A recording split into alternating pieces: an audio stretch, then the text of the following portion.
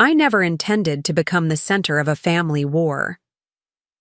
3 months ago, I was just a regular software developer with a comfortable life in Portland.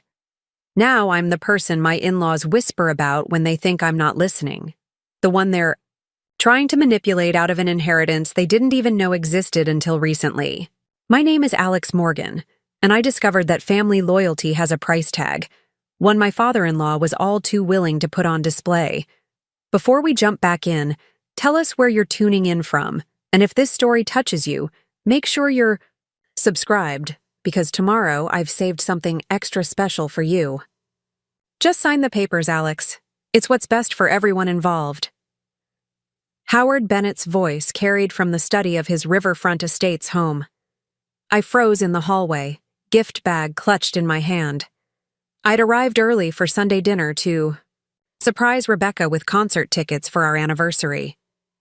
He's being stubborn about this, Howard. I told you he would be. That was Tyler, my brother-in-law, always eager to align with his father's opinions.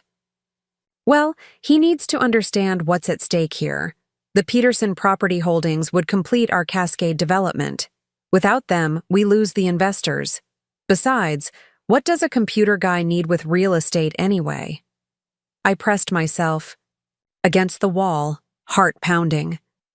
The Peterson property holdings they were discussing so casually had belonged to my grandmother Eleanor, my last living relative until she passed away 3 months ago. The inheritance wasn't supposed to be accessible until her trust fully executed on my 35th birthday, still 3 years away. Rebecca says he hasn't even read through all the trust documents yet, probably doesn't understand what he's sitting on. Howard's dismissive tone made my blood boil.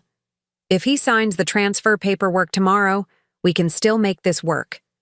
The family needs to present a united front. A united front. That's what Howard always talked about at family gatherings. The Bennetts stick together. The Bennetts support each other's ventures. The Bennetts put family first. Apparently, that family unity had a condition. As long as Howard was the one benefiting. What if he starts asking more questions? Tyler. Again, sounding nervous. About the original trust conditions? He won't. Rebecca will make sure of it. She understands what this means for the family business. My wife's name hit me like a physical blow. Rebecca was involved in this? The same woman who'd encouraged me to take time processing my grief before making any decisions about the inheritance? And if that doesn't work, Howard continued, lowering his voice, there's always the backup plan. The documents Megan prepared. I'd heard enough. Backing away quietly, I slipped out the side door and sat in my car, staring at the elegant, 2-story house with its manicured lawn and perfect facade.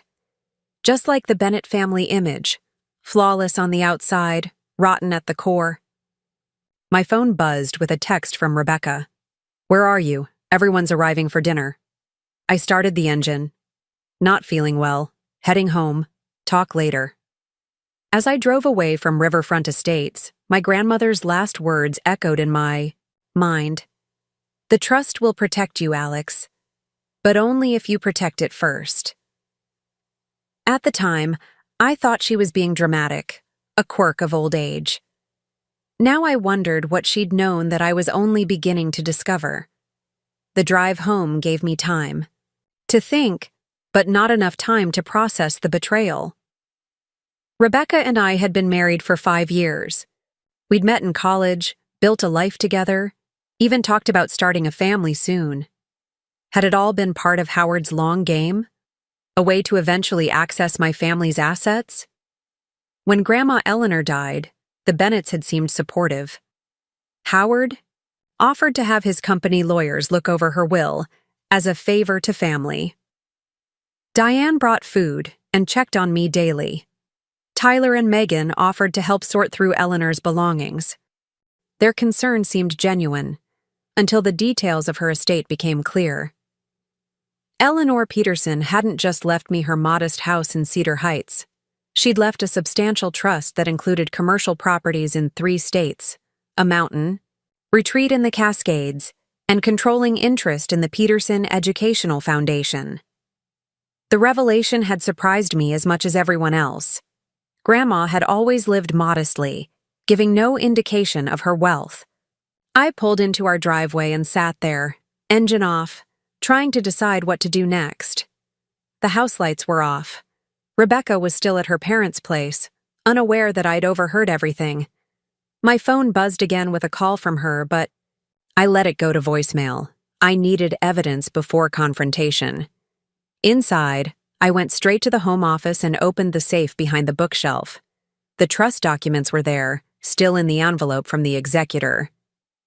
I'd been so overwhelmed with grief that I'd barely skimmed them, trusting Rebecca when she said we had time to review everything properly. 3 hours and 4 cups of coffee later, I understood why Howard was so eager for me to sign the simple transfer paperwork he'd prepared.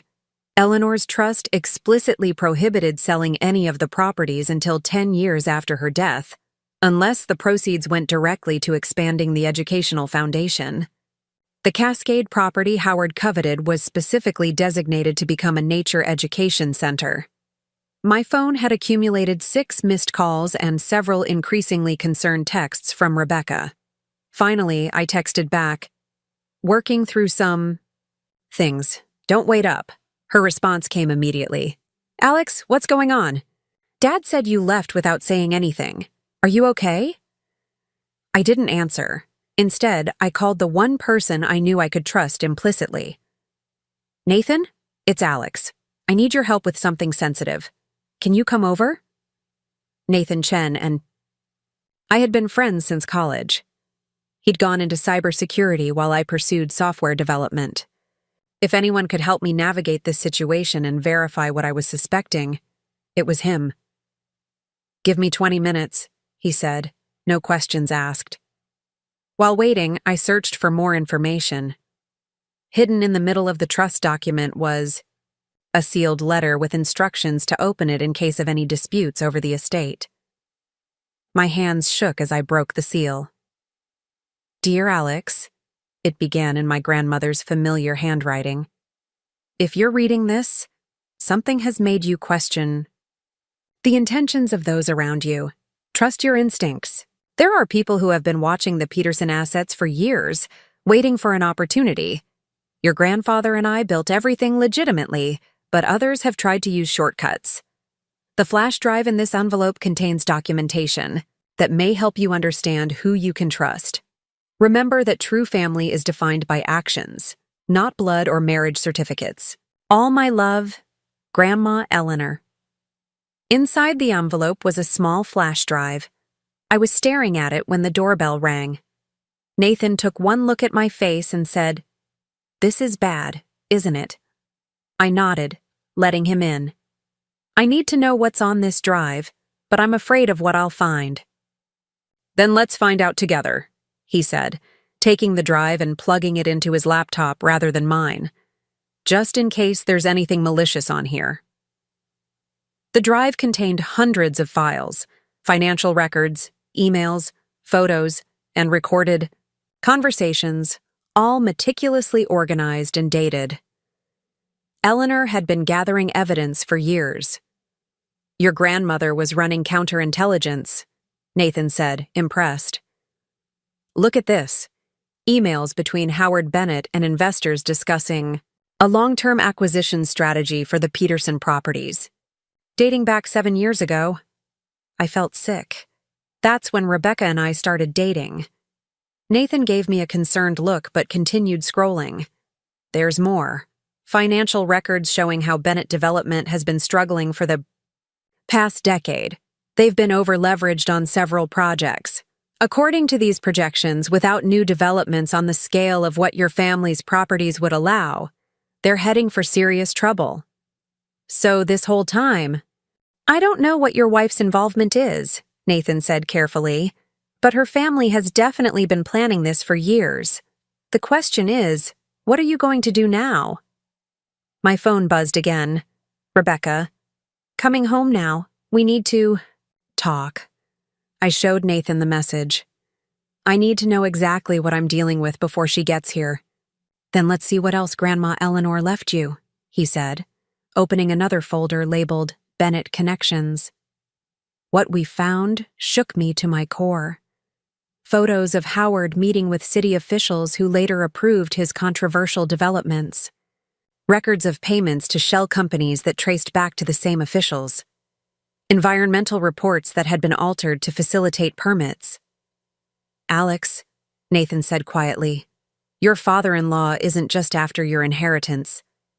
Based on these documents, he's been involved in some seriously questionable business practices, and if he gets control of your grandmother's properties, he'll use them to bail out his company and continue the same practices, I finished. We heard a car pull into the driveway. Nathan quickly copied the files to his secure cloud storage. Whatever happens, we have backups now. Call me anytime, day or night. After Nathan slipped out the back door, I sat in the darkened living room, waiting. Rebecca entered, flipping on the lights and jumping when she saw me. Alex, you scared? Me? What's going on? Why have you been ignoring everyone's calls? I studied my wife's face, the person I'd shared everything with for 5 years. Was she an active participant in her father's schemes, or just another pawn? I went to your parents' house early, I said carefully. I overheard an interesting conversation between your father and Tyler. Her expression flickered, concern, then something like resignation. What did you hear? Enough to know that tomorrow's meeting isn't about reviewing the trust options. It's about pressuring me to sign away my inheritance to bail out Bennett Development. Rebecca sat down heavily on the couch across from me. It's not like that, Alex. Dad's company is going through a rough patch. The family needs to stick together through this. The properties would still benefit everyone, including us. Including us? Or including your family's business? I pushed the trust documents toward her. Did you know about these conditions? That the properties can't be sold for development? She looked away. Dad said those conditions could be reworked. With the right legal approach. The right legal approach, I repeated. You mean the documents Megan prepared? What exactly did she prepare, Rebecca? Forged paperwork? Altered trust conditions? You don't understand how important this is. Rebecca's voice rose. Bennett Development isn't just a company. It's our family legacy. My grandfather built it from nothing. If it fails, we lose everything. And that justifies manipulating me? Using our marriage as a way to access my grandmother's estate? Her silence was answer enough. How long, Rebecca? How long have you known about this plan? She stared at her hands. Dad approached me after we got engaged. He said it was just good business sense to unite the family's assets eventually. Preparing and narrating this story took us a lot of time, so if you are enjoying it, subscribe to our channel. It means a lot to us. Now back to the story. It wasn't supposed to be like this, so rushed, so desperate. But you went along with it, I said, the reality sinking in. All these years. I love you, Alex. That was never fake. But I love my family too. Can't you understand that? Stood up, suddenly needing distance. I'm not attending that meeting tomorrow. You have to! Panic edged her voice. Dad's investors are expecting an answer. If you don't sign, then what? What's the backup plan Howard mentioned? The one involving Megan's documents? Rebecca's face paled. I don't know what you're talking about. But I could see in her eyes that she did. Whatever they had planned, it was serious enough to frighten her. I'm staying at a hotel tonight, I said, grabbing an overnight bag I kept ready for work trips. I need time to think. Alex, please. Rebecca reached for my arm, but I pulled away. I trusted you, I said simply, with everything. As I packed essentials, Rebecca hovered in the doorway. What are you going to do? It was a loaded question. Was she asking as my concerned wife or reporting back to Howard? I'm going to honor my grandmother's wishes, I said. Beyond that, I haven't decided. The look that crossed her face confirmed everything. This wasn't just about money or property. There was something more. Something in the trust that truly frightened the Bennetts. I left Rebecca standing in our bedroom, staring after me with tears streaming down her face. Were they genuine? After 5 years of marriage, I could no longer tell. In the car, I called Nathan again. I need a secure place to stay and time to go through everything Eleanor left. My guest room is yours, he said without hesitation. And Alex? Bring all the original documents. Don't leave anything they could alter or destroy. As I drove, through the darkening streets of Portland, my phone exploded with notifications. Text messages from Howard, Tyler, even Diane, all expressing concern about my behavior and stressing the importance of tomorrow's meeting. A voicemail from Megan about documents that need your immediate attention. I switched off my phone and focused on the road ahead. Whatever game the Bennetts were playing, I was no longer a willing participant. Grandma Eleanor had tried to warn me, to prepare me for this moment. Now I needed to understand exactly what she'd been protecting, and why the Bennetts wanted it so badly. Nathan was waiting outside his apartment building when I arrived, helping me quickly unload my bags and the box of documents. "Your in-laws have resources," he warned as we rode the elevator. "If they're as desperate as these files suggest, they might not stop at manipulation." "You think they'd go further?" Nathan's expression was grim. "People rarely show their true faces until money and power are on the line. Let's make sure we're prepared for whatever comes next." Inside his apartment, we set up what Nathan jokingly called Operation Trust Fall, spreading documents across his dining table and setting up secure systems to analyze everything Eleanor had collected. "Your grandmother was thorough," Nathan said, examining a spreadsheet of property valuations. "According to this, the total value of the trust assets is well over $15 million. No wonder Howard's salivating." But as we dug deeper into the files, we discovered something unexpected. The most valuable asset wasn't the real estate at all. It was a patent portfolio held by the Peterson Educational Foundation. Patents that related to educational technology, including several that were currently being used by major tech companies. "These licensing agreements generate millions annually," I said, stunned. "All going directly to educational programs and scholarships." Nathan whistled. "And control of the foundation passes to you at 35, according to the trust." That's what this is really about. The real estate is just a bonus. They want the foundation and the patent portfolio. A document labeled Bennett Development Project Horizon confirmed our suspicions. Howard had been planning to pivot his struggling real estate company into tech investment, using the Peterson patents as leverage to attract new capital. As midnight approached, my phone, which I'd turned back on briefly to check for any genuine emergencies, rang with a call from an unexpected source, Olivia Santos, the family attorney who had executed Eleanor's will. "Alex, thank goodness. Are you all right? Rebecca called me frantic, saying you'd disappeared with trust documents." I put the call on speaker so Nathan could hear. "I'm safe, Olivia. Just needed space to review everything properly. There seems to be a lot of pressure to make decisions quickly." Olivia's voice turned serious. "Don't sign anything, Alex. There are irregularities I've been investigating. Someone requested copies of the trust documents last month, and I have reason to believe they may be preparing alterations." "Megan Bennett," I said. "She's preparing something for tomorrow's meeting." "The paralegal," Olivia confirmed. "She's requested information about challenging trust conditions based on mental competency of the grantor." Ice formed in my stomach. They're going to claim Grandma Eleanor wasn't mentally competent when she established the trust conditions. It appears that way. I've been gathering evidence to counter such claims, but I wasn't sure who I could trust. Your grandmother warned me there might be attempts to circumvent her wishes. "Can you meet us?" I asked. "I have files Eleanor left that you should see."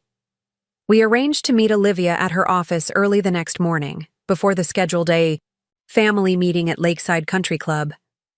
As I ended the call, Nathan handed me a cup of coffee. Try to get some rest, he advised. Tomorrow's going to be a long day. But sleep was impossible. Every time I closed my eyes, I saw Rebecca's face, heard Howard's confident voice discussing me as if I were merely an obstacle to overcome. How had I missed the signs all these years? Around 3 a.m., my phone lit up with a text from an unknown number. The children don't know anything. Please remember that. Diane. My mother-in-law had never reached out to me independently before. What did she mean? Which children? Zoe and Jake? Tyler's kids? Was this some kind of threat or a genuine plea? I showed the message to Nathan, who was still awake and analyzing financial records. Could be a trap to get you to respond and track your location, he warned, or could be genuine concern. Either way, save it as evidence. By dawn, we had assembled a clear picture of what we were facing. Howard Bennett's company was 3 months away from defaulting on major loans. The Cascade property he wanted from my inheritance was positioned to secure a bailout from investors, but only if development could begin immediately. Additionally, control of the Peterson Foundation would give him access to technology licensing revenue that could transform his failing real estate business into a tech investment firm.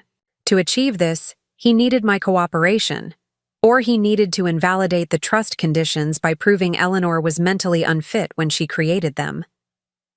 They've been planning this for years, Nathan said as we gathered our evidence for the meeting. With Olivia. The question is, how far are they willing to go? I stared at the family photo still in my wallet, Rebecca and me on our wedding day, surrounded by smiling Bennetts. Had it all been a calculation? A business strategy disguised as family connection? I guess we're about to find out, I said, putting the photo away and picking up my grandmother's files. Whatever came next, I knew one thing for certain. Eleanor. Peterson had spent her life building something meaningful, and I wouldn't let it be dismantled for Howard Bennett's ambition. As we headed to meet Olivia, dawn broke over Portland, painting the sky in shades of promise. Whatever truth awaited, I was finally ready to face it. The morning light cast long shadows as Nathan and I hurried into Olivia Santos's downtown office building. The evergreen building stood in stark contrast to the older architecture surrounding it, all glass and steel, much like Howard Bennett himself. Imposing, transparent on the surface, but with structural secrets hidden within. You look exhausted, Olivia said when we entered her office on the 12th floor. She was a sharp-featured woman in her 50s who had worked with my grandmother for over 20 years. Today, concern had etched additional lines around her eyes. I haven't slept, I admitted, setting down the box of documents and flash drive. But I've learned more in the last 12 hours than in 5 years of being part of the Bennett family. Olivia locked her office door and closed the blinds. Show me what you've found. Nathan set up his laptop, and for the next hour we walked Olivia through everything. The overheard conversation, Eleanor's secret files, the financial troubles, plaguing Bennett development, and the apparent plan to challenge the trust's validity. This confirms my suspicions, Olivia said, examining the records of Howard's meetings with city officials. Eleanor came to me last year, concerned about unusual inquiries into her foundation's patent portfolio. Someone was probing for weaknesses. Howard, I said. Most likely. But what troubles me most is this. She pulled out a legal document from her briefcase. This was filed yesterday with the probate court. A petition challenging Eleanor Peterson's mental capacity at the time the trust was amended 3 years ago.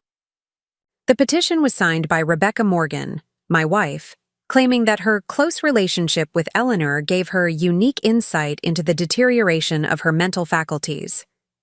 My hands shook as I set the document down. She's never even mentioned concerns about Grandma's mental state to me.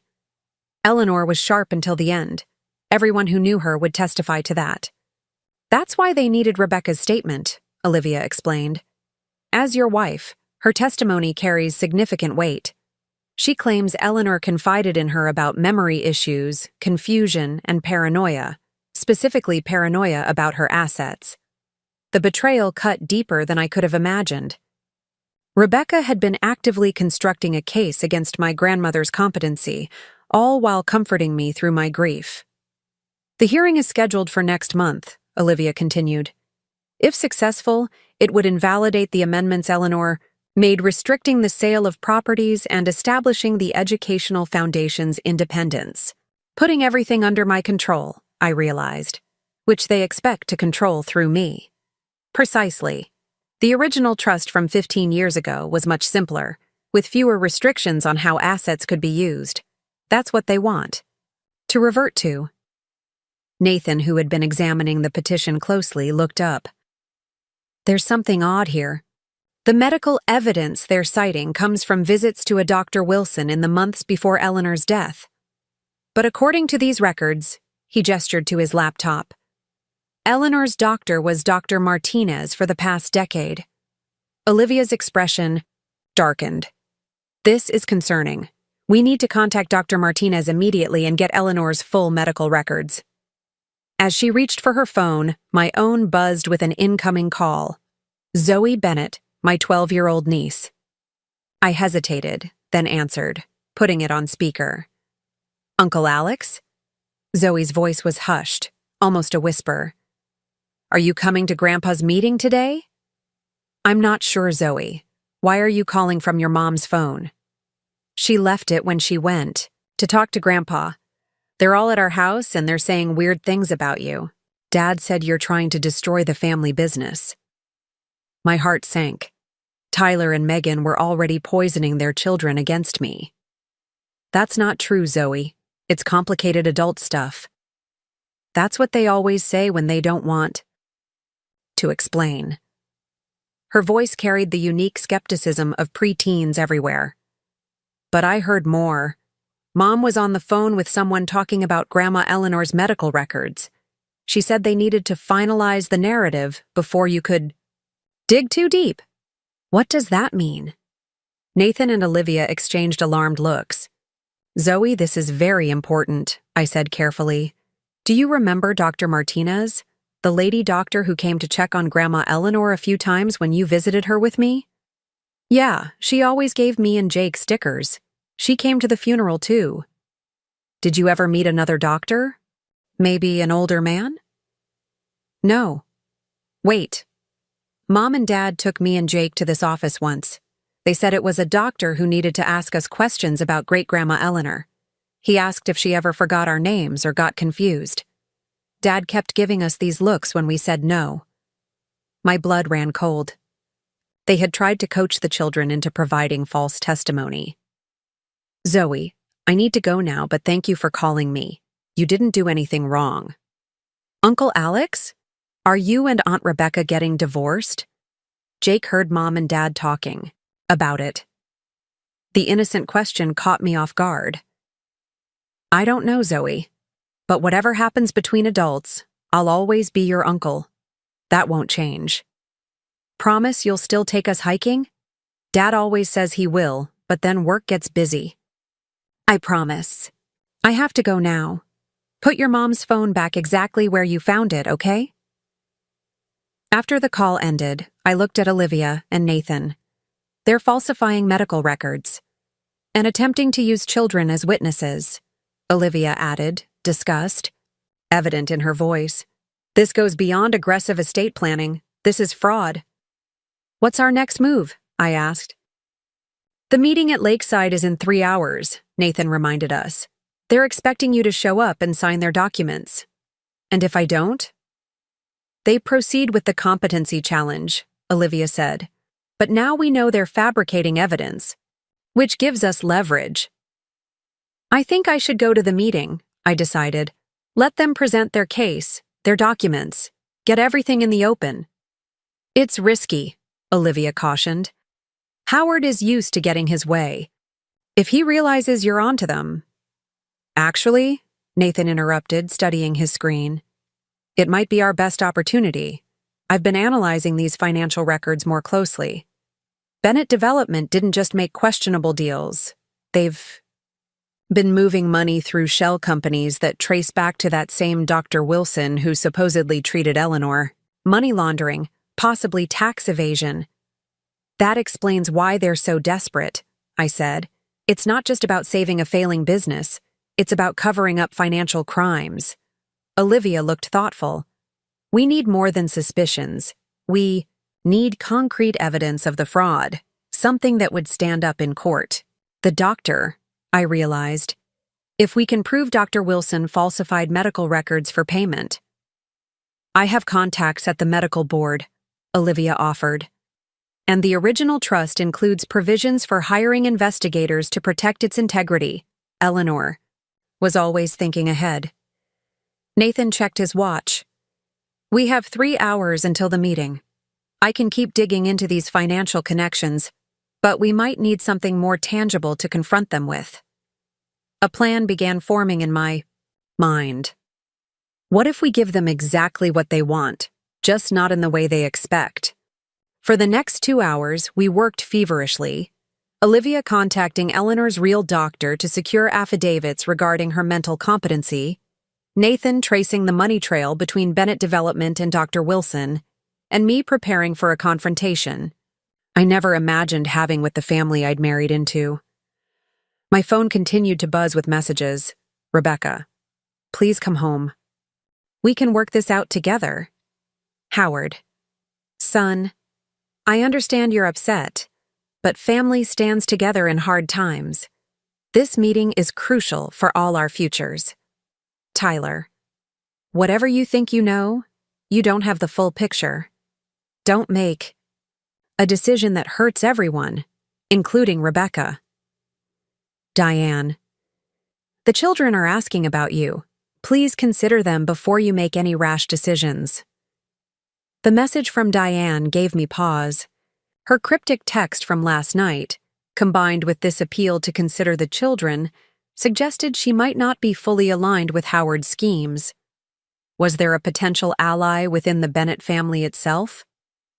As we prepared to leave for Lakeside Country Club, Nathan handed me a small recording device. Just in case. Oregon is a one-party consent state for recordings. Olivia gave me a reassuring squeeze on the shoulder.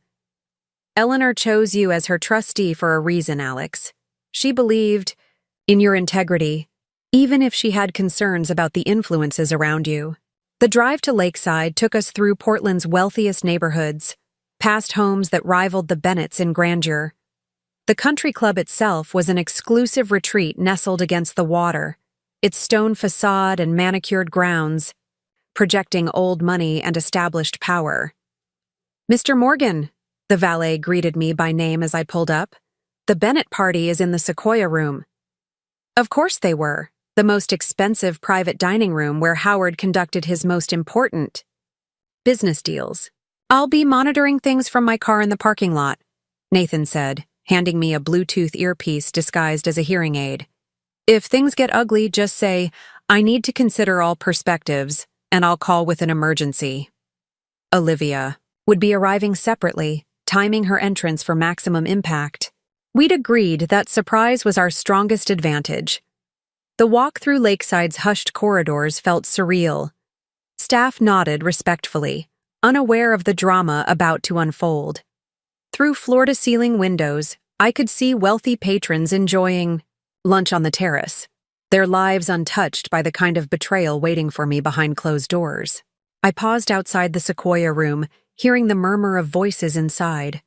Taking a deep breath, I adjusted the recording device in my jacket pocket and pushed open the heavy wooden door. The conversation stopped abruptly. Around the massive table sat the entire Bennett clan, Howard at the head, Diane to his right, Tyler and Megan across from them, and Rebecca, my wife, at the far end, her eyes red-rimmed from crying. Alex. Howard stood, fixing his face into a concerned fatherly expression. We were worried about you, son. Were you? I moved to the empty seat they'd left for me, directly opposite Howard, where I'd be facing the full pressure of his personality. I find that hard to believe, considering what I overheard yesterday. A flash of alarm crossed Howard's face before he recovered. You misunderstood a complex business discussion. If you'd stayed, we could have explained everything. I'm here now, I said, settling into the chair. Explain. Howard exchanged glances with Tyler, who nodded almost imperceptibly. A practiced routine. They'd rehearsed this. Bennett Development is facing a challenging transition period, Howard began smoothly. The real estate market is shifting, and we need to diversify our investments to secure the family's future, everyone's future, including yours and Rebecca's. Tyler jumped in. The properties in Eleanor's trust represent a unique opportunity. With the right development, they could triple in value within 5 years. Benefiting everyone, Megan added, her designer outfit and flawless makeup contrasting with the tension in her voice. I looked at each of them in turn. These people who had welcomed me into their family. Conditionally, it now seemed. Finally, my gaze settled on Rebecca. And what's your role in all this, Rebecca? Besides filing legal paperwork claiming my grandmother was mentally incompetent. She flinched as if I'd struck her. That's not... We're trying to simplify things, Alex. The trust conditions are unnecessarily restrictive. Unnecessarily restrictive, I repeated. Is that the legal terminology Dr. Wilson suggested when you took Zoe and Jake to his office? When you tried to coach them into saying Eleanor was confused? The color drained from Megan's face. You've spoken to the children? They're smarter than you give them credit for, I said. They know when adults are trying to manipulate them. Howard's mask of paternal concern hardened into something colder. That's enough. We're here to discuss business, not to throw around accusations. Let's discuss business then. I leaned forward. Bennett Development is 3 months from bankruptcy. You've been moving money through shell companies to hide losses and evade taxes. You need my inheritance to bail you out before your investors discover the truth. The silence that followed was deafening. Howard's complexion had turned an alarming shade of red. Where did you get that information? His voice was deadly quiet. Eleanor kept records of everything, including your approaches to her over the years, trying to pressure her into partnerships that would have given you control of her assets. Diane made a small, distressed sound. Howard silenced her with a look. Those are serious allegations, Alex, dangerous ones to make without proof. Oh, I have proof, I assured him. More than enough for the IRS, the SEC, and the State Medical Board, in Dr. Wilson's case. Tyler slammed his hand on the table. This is insane. You're threatening. Your own family based on some paranoid old woman's ramblings? Watch your mouth, I snapped, surprising even myself with the vehemence in my voice. That paranoid old woman built something lasting and meaningful, something she protected from people like you, who see others' work as something to appropriate. We can still resolve this as a family, Howard said, his businessman's instincts kicking in. Damage control. Whatever Eleanor told you, whatever you think you know, we can work through it together. By having me declared unfit to manage the trust? That was the backup plan, wasn't it? If I didn't sign willingly, you'd challenge my competency next. Rebecca looked genuinely shocked. What? No, that was never discussed. Wasn't it? I turned to her. Then why did Megan prepare those documents Howard mentioned? All eyes turned to Megan, who shifted uncomfortably. They were just contingency plans, standard legal precautions. There's nothing standard about falsifying medical records, I said, or about attempting to invalidate a legally executed trust based on lies. Howard stood abruptly. I think we need to take a step back. Clearly, Alex is upset and not thinking rationally. Perhaps we should reconvene when you've had time to destroy evidence, create new falsified documents. No, Howard, we finish this today. The door opened and Olivia Santos entered, carrying her briefcase. Howard's expression darkened further.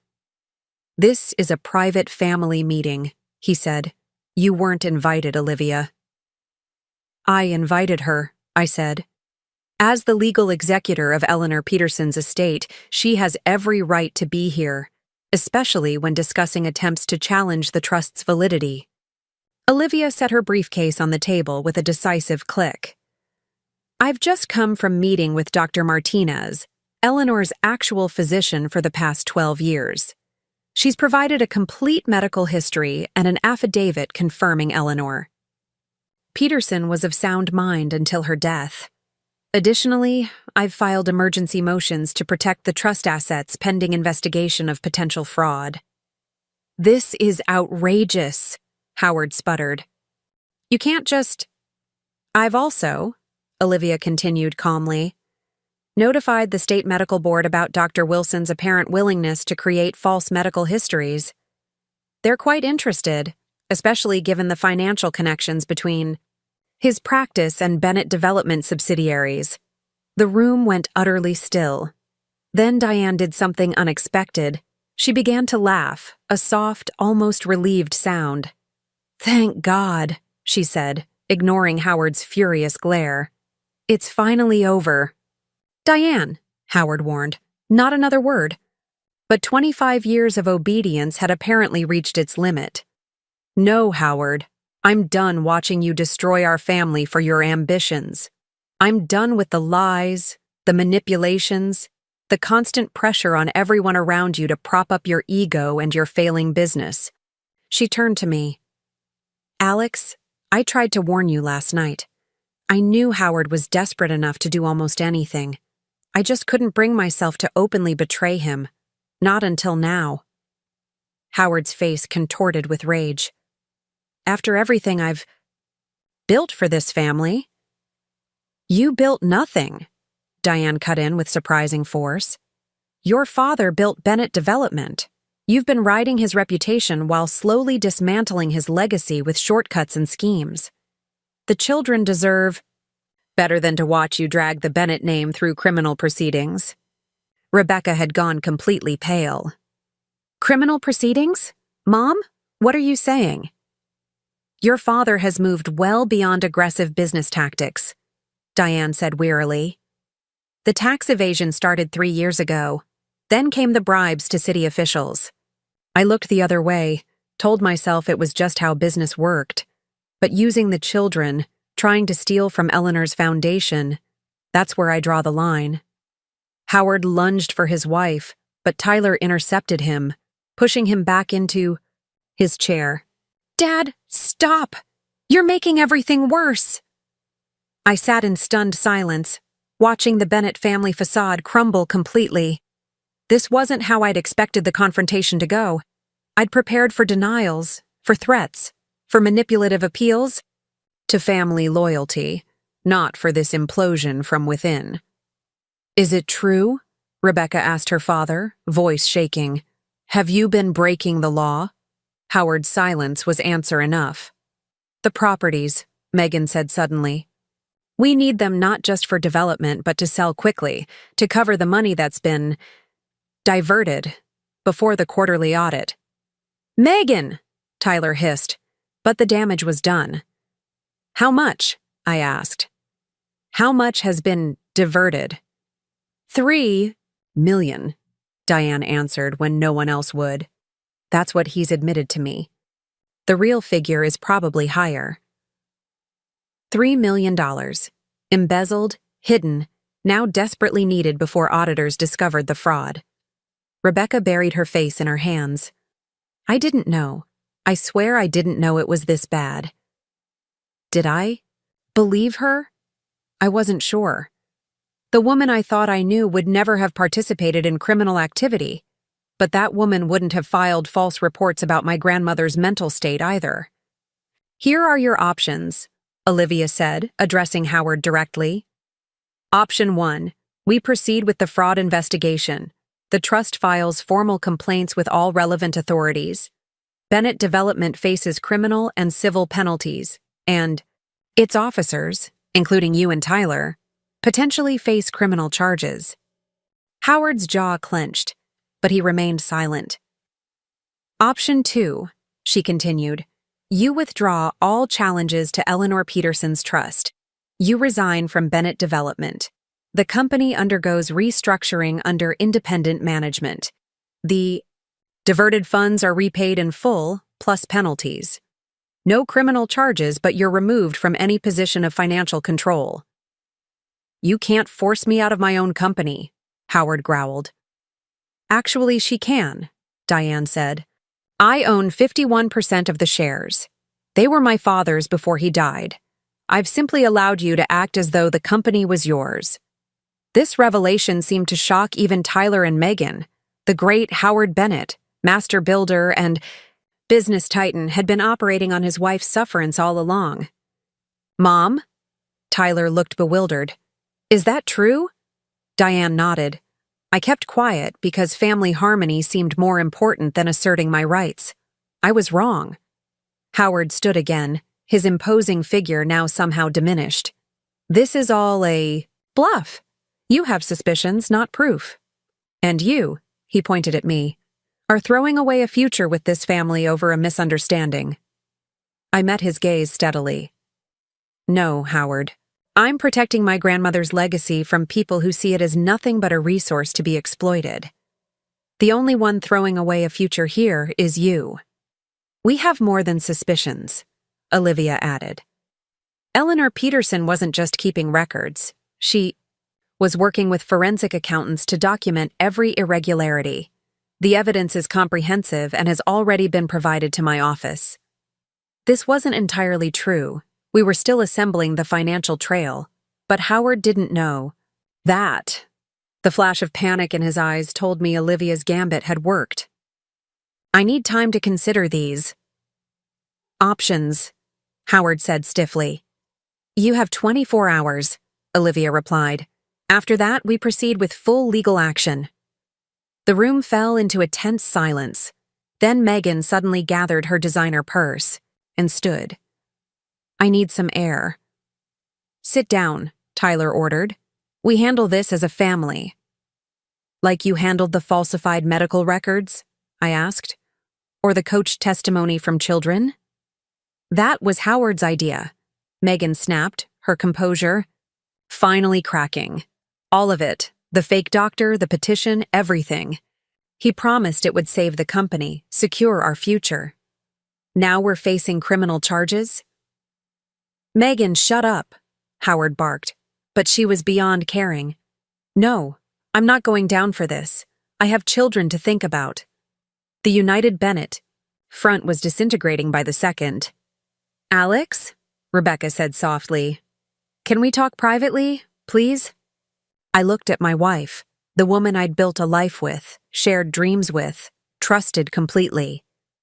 Did I owe her a private conversation after her betrayal? Or was this another attempt at manipulation?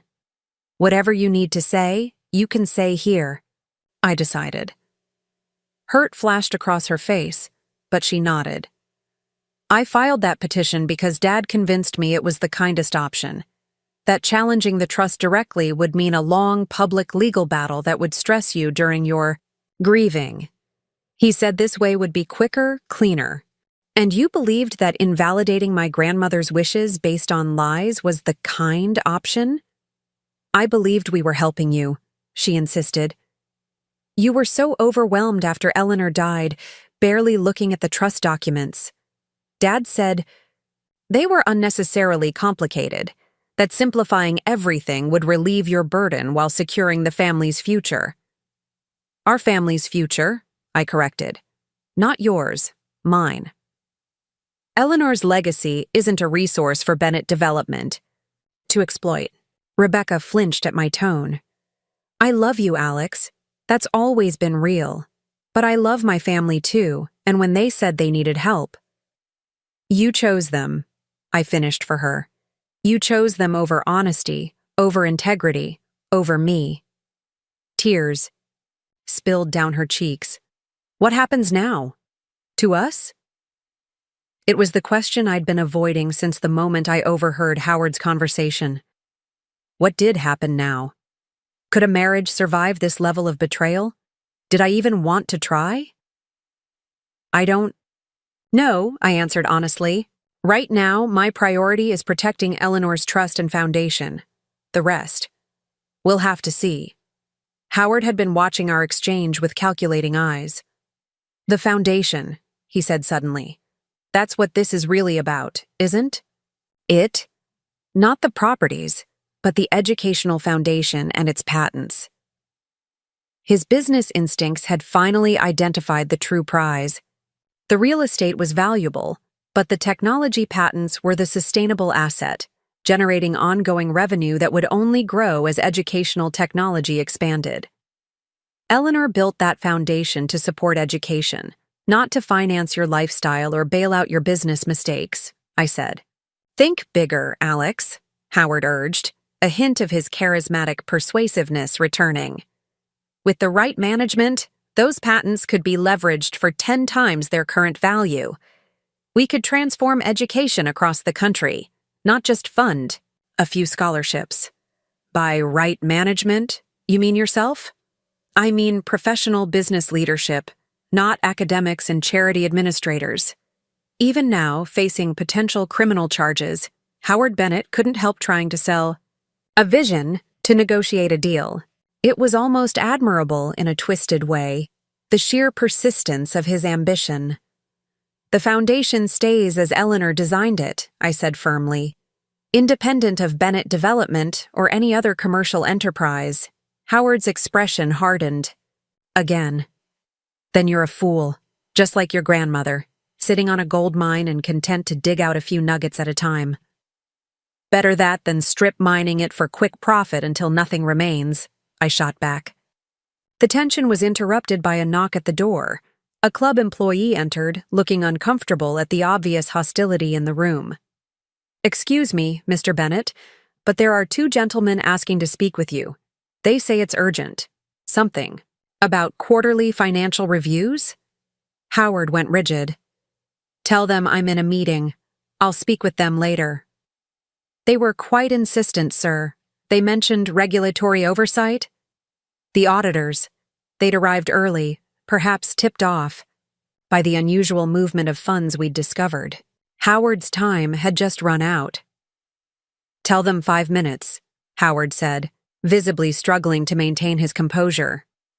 As the employee left, he turned back to us. This changes nothing. My offer stands. We can all benefit from consolidating these assets under professional management. And our options stand as well, Olivia replied. Resign and cooperate, or face full investigation. Howard looked around the table, searching for allies, but found none. Even Tyler looked away, unwilling to meet his father's gaze. The great Howard Bennett stood alone, his carefully constructed world collapsing around him. 24 hours, he finally said. I'll have my decision then. Without another word, he strode from the room, straightening his expensive suit jacket as if heading into just another business meeting rather than a confrontation that might end his career. In his wake, the remaining Bennetts sat in stunned silence. The family that had presented such a united front just days ago now seemed broken beyond repair, each member isolated in their own version of the unfolding disaster. Diane was the first to speak. I'm sorry, Alex. I should have stopped this years ago. Why didn't you? I asked, genuinely curious. She sighed, suddenly looking every one of her 58 years. Because it's easier to look the other way than to admit you've built your life around someone capable of such deception, until you can't look away anymore. I understood that all too well, looking at Rebecca's tear-stained face across the table. What happens to the children? Megan asked, her earlier defiance replaced by genuine fear. If there are criminal charges? That depends on Howard's decision, Olivia said, and on how cooperative everyone is with returning misappropriated funds. Rebecca stood, her movements unsteady. I need some time to process everything. I nodded, not trusting myself to speak to her directly. The hurt was still too raw, the betrayal too fresh. As the meeting broke up, Nathan's voice came through my hidden earpiece. "You did it. Everything recorded clearly." A small victory, but it didn't feel triumphant. I'd protected Eleanor's legacy, but at what personal cost? As I watched my wife walk away without looking back, I wondered if there was any path forward that didn't end with complete estrangement from the family I'd married into. Tyler approached me hesitantly as the others filed out. "The kids," he said awkwardly. "Zoe and Jake. Whatever happens between the adults, they care about you." "I care about them too," I assured him. "That won't change." He nodded, relieved. For what it's worth, I didn't know about the falsified records. The business problems, yes, but not that other stuff. I didn't know whether to believe him, but it hardly mattered now. "Take care of your children, Tyler. They deserve better than to be pawns in adult games." Left alone with Olivia, I finally let my composed facade crack. What a mess. "Eleanor predicted something like this might happen," she said gently. "It's why she left you those records, why she structured the trust as she did. She saw Howard's interest in your relationship with Rebecca from the beginning." "Are you saying she thought my entire marriage was a setup?"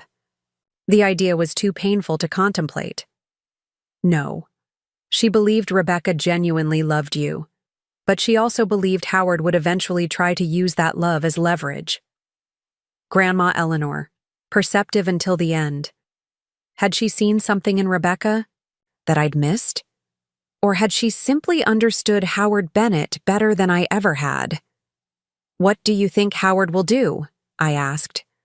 "He'll try to find a third option," Olivia said with the certainty of someone who had dealt with powerful men her entire career. "He won't accept resignation quietly, but he can't risk criminal charges. He'll look for leverage, for compromise." Should I be worried? She considered this. "Be cautious. Howard Bennett didn't build his reputation by accepting defeat gracefully, but we have the stronger position legally and ethically." As we left Lakeside, the afternoon sun cast long shadows across the manicured grounds.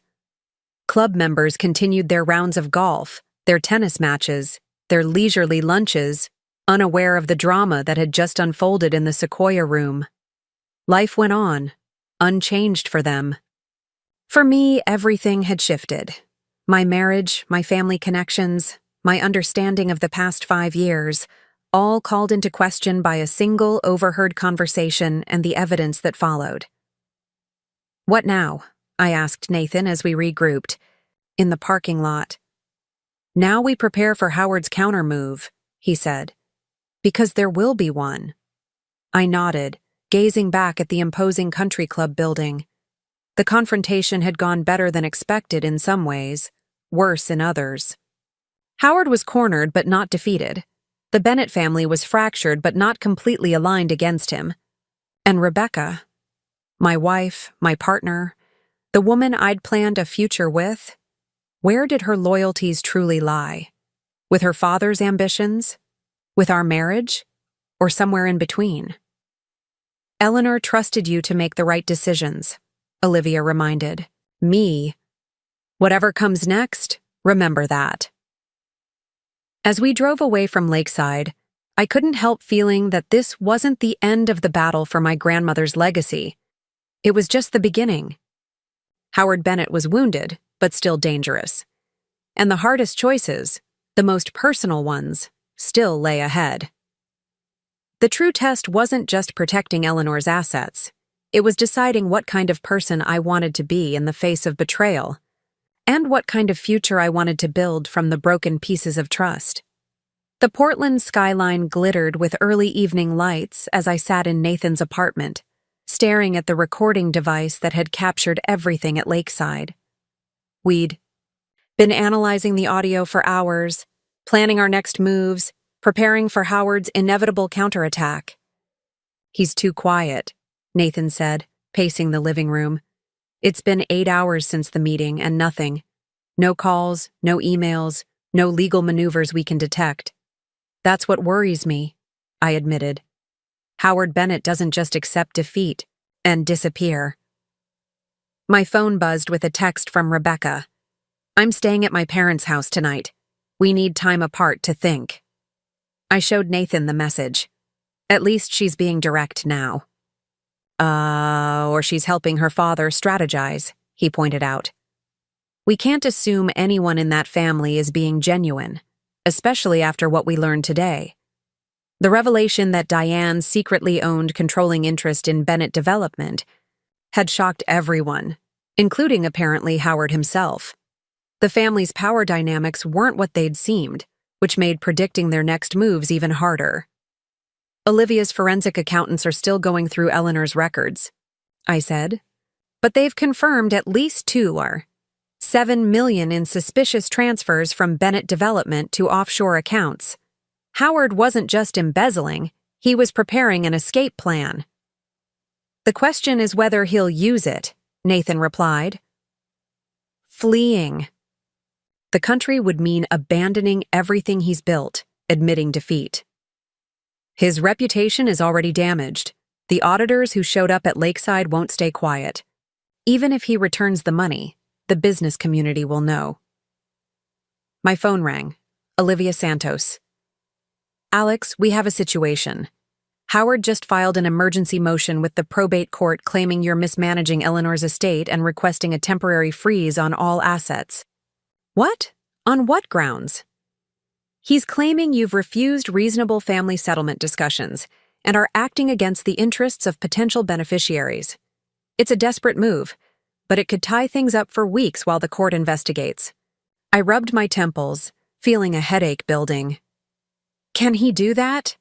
I'm the named trustee. He's claiming Eleanor was manipulated into naming you sole trustee during a period of diminished capacity.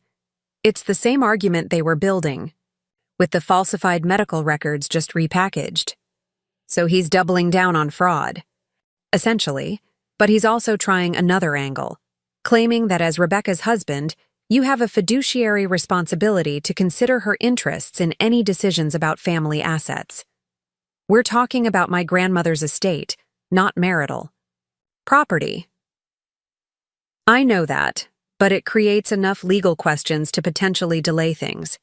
The hearing is scheduled for tomorrow morning. I need you to come to my office first thing to prepare. After ending the call, I filled Nathan in on Howard's latest move. Classic Howard, Nathan said. When direct pressure fails, create legal complications.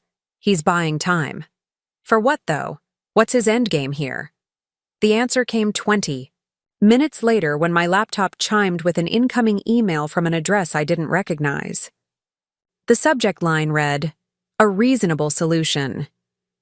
The email contained a single PDF attachment. I scanned it for malware before opening it, then read it aloud to Nathan. Alex, today's confrontation was unfortunate but perhaps necessary to clear the air. While emotions are running high, I believe we can still reach an arrangement that benefits all parties. I propose the following. 1. Bennett Development will withdraw all legal challenges to Eleanor's trust in exchange for a 10-year exclusive development agreement on the Cascade property. 2. The Peterson Educational Foundation will remain independent, but with a restructured board including equal representation from both families. 3. Rebecca will be appointed co-trustee, ensuring both sides of the family have input on major decisions. In return, I will personally ensure that all funds in question are returned to the company accounts before the completion of the audit. This approach preserves Eleanor's legacy while strengthening family bonds rather than severing them. Our families are connected now, Alex. Finding a path forward together is preferable to years of costly, painful legal battles. Howard Bennett. Nathan whistled. He's good. This sounds reasonable on the surface. But it gives him exactly what he wanted all along: control of the Cascade property and influence over the foundation. Plus, making Rebecca co-trustee means you couldn't make any major decisions without her agreement. He's essentially asking you to surrender control while making it sound like a compromise. I paced the room, thinking. The question is, why send this now? He filed the emergency motion with the court. Why follow with a settlement offer? Standard negotiating tactic, Nathan said. Create pressure, then offer a way to relieve it. The court motion is the stick. This proposal is the carrot. My phone rang again. Rebecca. After a moment's hesitation, I answered, putting it on. Speaker. Did you get Dad's email? She asked immediately. I did. Did you help him write it? No, she protested. I only found out about it when Mom mentioned it at dinner. Alex, I think you should consider it. It's a way to end this without destroying everything. Including your father's reputation? His freedom? She sighed. He's paying back the money. No one needs to know about the accounting. Irregularities. Irregularities? Rebecca, he committed fraud. He tried to falsify medical records. He attempted to use your nibblings as pawns in his schemes. He made mistakes, she admitted. Serious ones. But he's still my father. Still your father-in-law. Do you really want to see him prosecuted? What would that do to the family? To us? The manipulation was so transparent it would have been laughable if it weren't so painful. This isn't about punishing Howard, I said. It's about protecting Eleanor's legacy. And his proposal does that? The foundation stays independent. The properties remain in the trust. He's just asking for a development agreement and a voice at the table. His voice, his control, his profits, just like always. Rebecca's tone hardened. You're not being fair. This affects all of us. Me, Tyler, the kids. Are you really willing to tear apart an entire family over some rigid interpretation of what your grandmother wanted? Something in me snapped. My rigid interpretation? Eleanor spelled everything out explicitly because she knew exactly what Howard would try to do.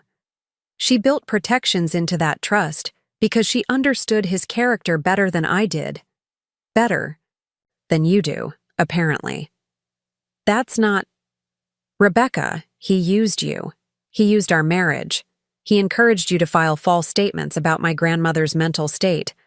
And now you're still defending him?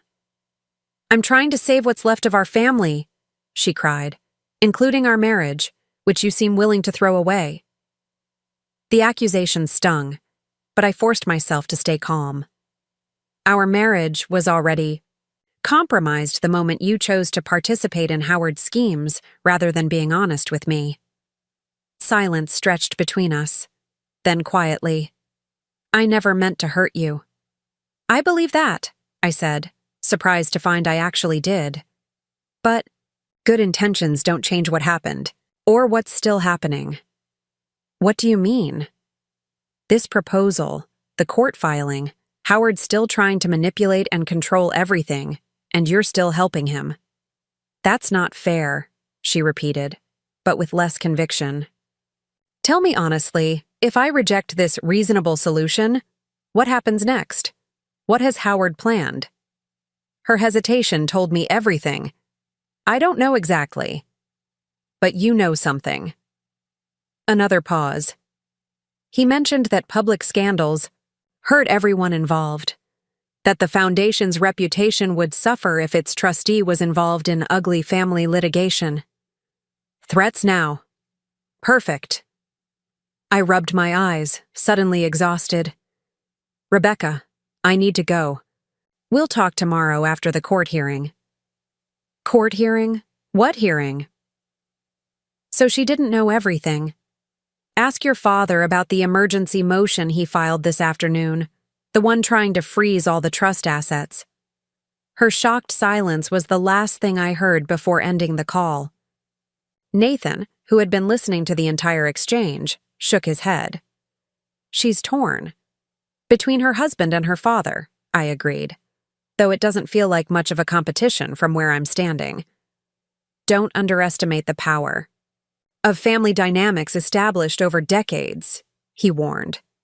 Rebecca grew up with Howard's manipulations. They're normal to her. The thought was depressing but rang true.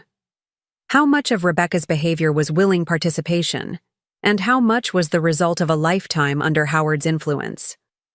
My musings were interrupted by another call. Olivia again.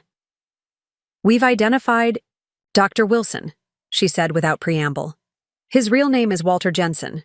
He lost his medical license in California 3 years ago for falsifying records in workers' compensation cases. He's been working as a consultant ever since. Let me guess, for companies connected to Bennett Development?" "Exactly. We've traced payments totaling over $50,000 from one of Howard's shell companies to Jensen in the past 6 months. That's the smoking gun," I said. "Proof they were deliberately falsifying medical evidence. It gets better. Jensen kept records, names, dates, instructions. Apparently, he didn't trust Howard to protect him if things went south. And he's willing to talk? For immunity from prosecution, yes. I've already contacted the district attorney's office. They're interested, especially given the amounts involved in the financial fraud." This changed everything. With Jensen's testimony, Howard's position was even weaker than he realized. "What about the court hearing tomorrow?" I asked. "I was coming to that. Given this new evidence, I think we should go on the offensive. Instead of just defending against Howard's motion, we file for an immediate injunction prohibiting him from any further involvement with the trust or foundation. He'll fight it. Let him. With Jensen's evidence and the financial records, we have a strong case. And every time Howard files another motion or challenge, he digs himself deeper into potential criminal liability." After the call ended, Nathan and I strategized late into the night, planning for every contingency we could imagine. Howard was cornered, but that made him more dangerous, not less. We needed to be prepared for whatever desperate moves he might make. Around midnight, my phone buzzed with a text from an unknown number. "Garage security footage from Evergreen Building. Thought you should see this." DZ attached was a video file. I played it cautiously, ready to shut it down if it seemed malicious. The footage showed the underground parking garage of the Evergreen Building, Howard's company headquarters. The timestamp indicated it was from just 2 hours ago. A figure moved through the dimly lit space, carrying boxes to a waiting SUV with tinted windows. The person's face became clear as they turned. Howard Bennett, loading what appeared to be files and possibly computer equipment into the vehicle. "He's destroying evidence," Nathan said, peering over my shoulder. "Or preparing to run," I added. "But who sent this? DZ?" We both reached the same conclusion simultaneously. Diane Ziegler Bennett. Howard's wife was now actively working against him. I texted back, "Thank you. Does he know you have access to this footage?" The response came quickly. "No, building security reports to me, not him. Always has. Be careful. He's not himself right now." I forwarded the video to Olivia with an urgent message explaining its source. Her reply was immediate. "Getting. Emergency court order now. We'll have police secure the building tonight." Events were moving faster than I'd anticipated. What had started as a family dispute over inheritance was rapidly escalating toward potential criminal charges. I wasn't sure how I felt about that. Howard deserved consequences for his actions, but this would affect the entire Bennett family, including innocent parties like Zoe and Jake. "You should get some rest," Nathan advised. "Tomorrow's going to be intense." But sleep proved elusive. I lay awake in Nathan's guest room, thinking about Rebecca. Had our entire relationship been built on false pretenses? I scrolled through photos on my phone. Our wedding day, vacations together, holidays. With both our families. Had she been reporting back to Howard all along? Feeding him information about Eleanor? About me? Or had she been caught in the middle, torn between loyalties to her husband and her domineering father? Around 3 a.m., another text came through. "Rebecca? Again." I just found out what Dad did with the doctor. I had no idea, Alex. I swear on everything I care about. We need to talk in person, please. I stared at the message, wanting to believe her. But trust, once broken, isn't easily repaired. I replied simply, after the hearing. Morning came too quickly. Olivia met us at her office at 7 a.m., looking as if she hadn't slept either. Police secured the Evergreen building, she reported. They prevented Howard from removing more materials, but he'd already taken several boxes and at least one computer. They're looking for his vehicle now. Is he actually trying to flee? I asked. It's looking that way. His assistant reports he canceled all meetings for the week and mentioned a family emergency requiring travel. What about the court hearing? Still scheduled for 9 a.m. Howard's attorneys will be there regardless of whether he appears personally. We spent the next hour preparing, reviewing evidence, and planning our response to any arguments Howard's legal team might present. Just as we were preparing to leave for the courthouse, Olivia's phone rang. Her expression transformed as she listened. When? Are you certain? Yes, we'll be there immediately. She ended the call and turned to us. Change of plans. Howard was stopped at Portland International Airport, attempting to board a private flight to Vancouver. He had $250,000 in cash, a second passport, and multiple external hard drives. He's being detained for questioning. The news was shocking, but not entirely surprising. Howard had chosen the third option Nathan had predicted. Running, rather, than facing either resignation or prosecution. What about the hearing? I asked. We're still going, but the dynamics have changed completely. Howard's flight attempt is essentially an admission of guilt. His attorneys will be scrambling to contain the damage. The courthouse was buzzing with activity when we arrived. News of Howard Bennett's airport detention had already leaked, and reporters clustered near the entrance, hoping for statements from anyone connected to the case. We bypassed them through a side entrance, meeting briefly with the district attorney's representative who had joined the case given the emerging evidence of financial crimes.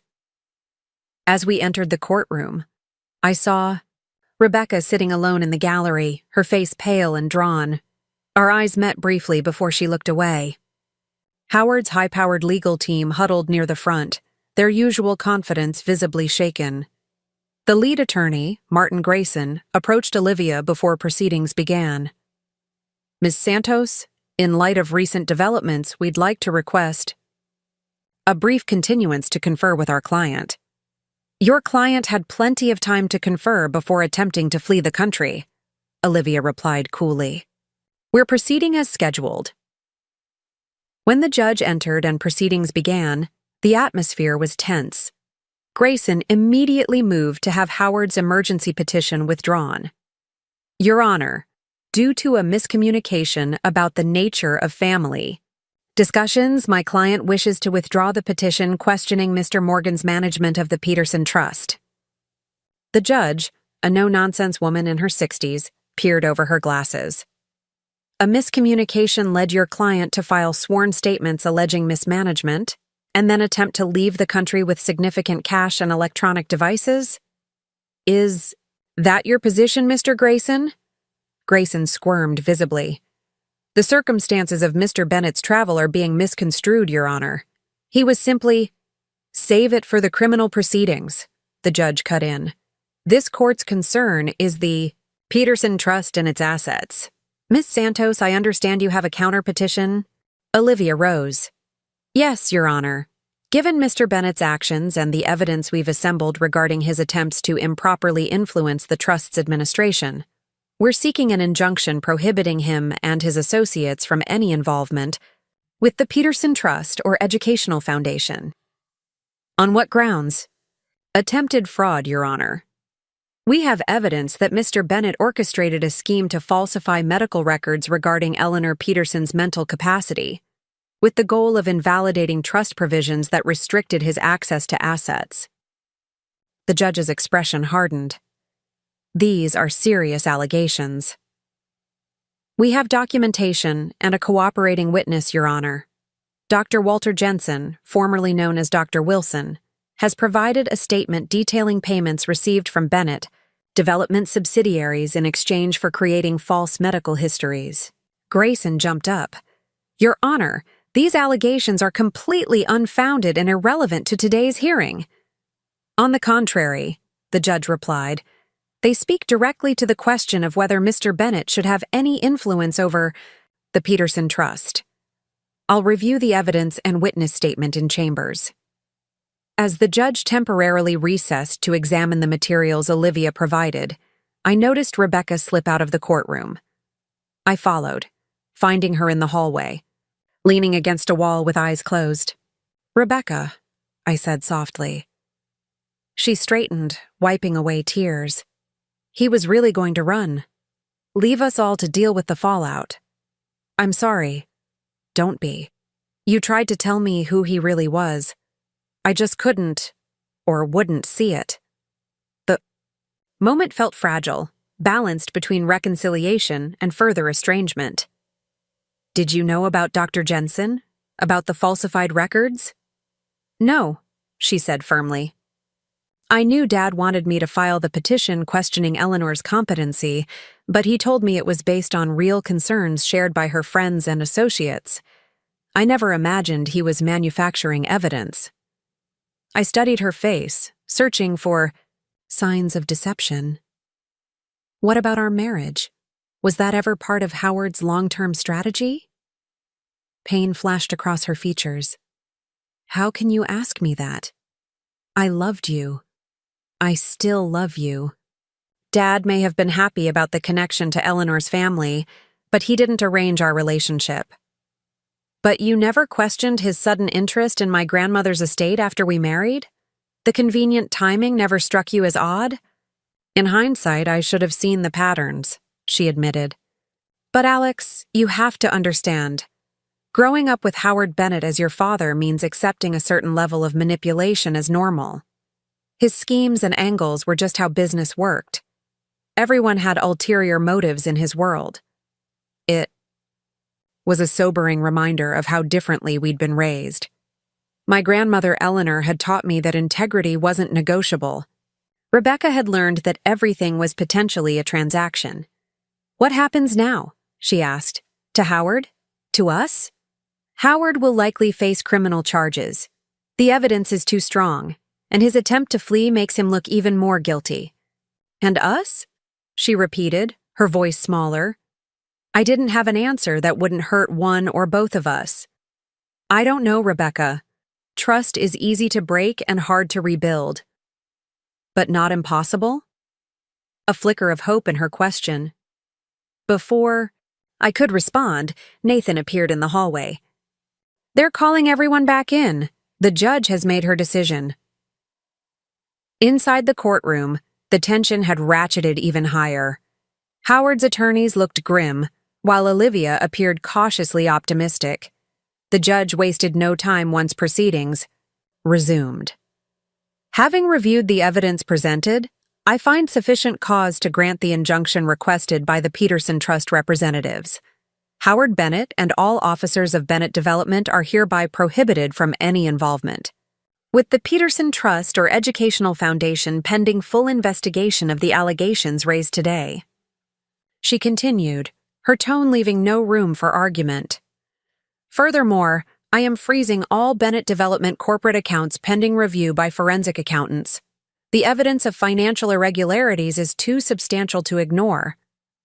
Grayson attempted to object, but the judge silenced him with a look.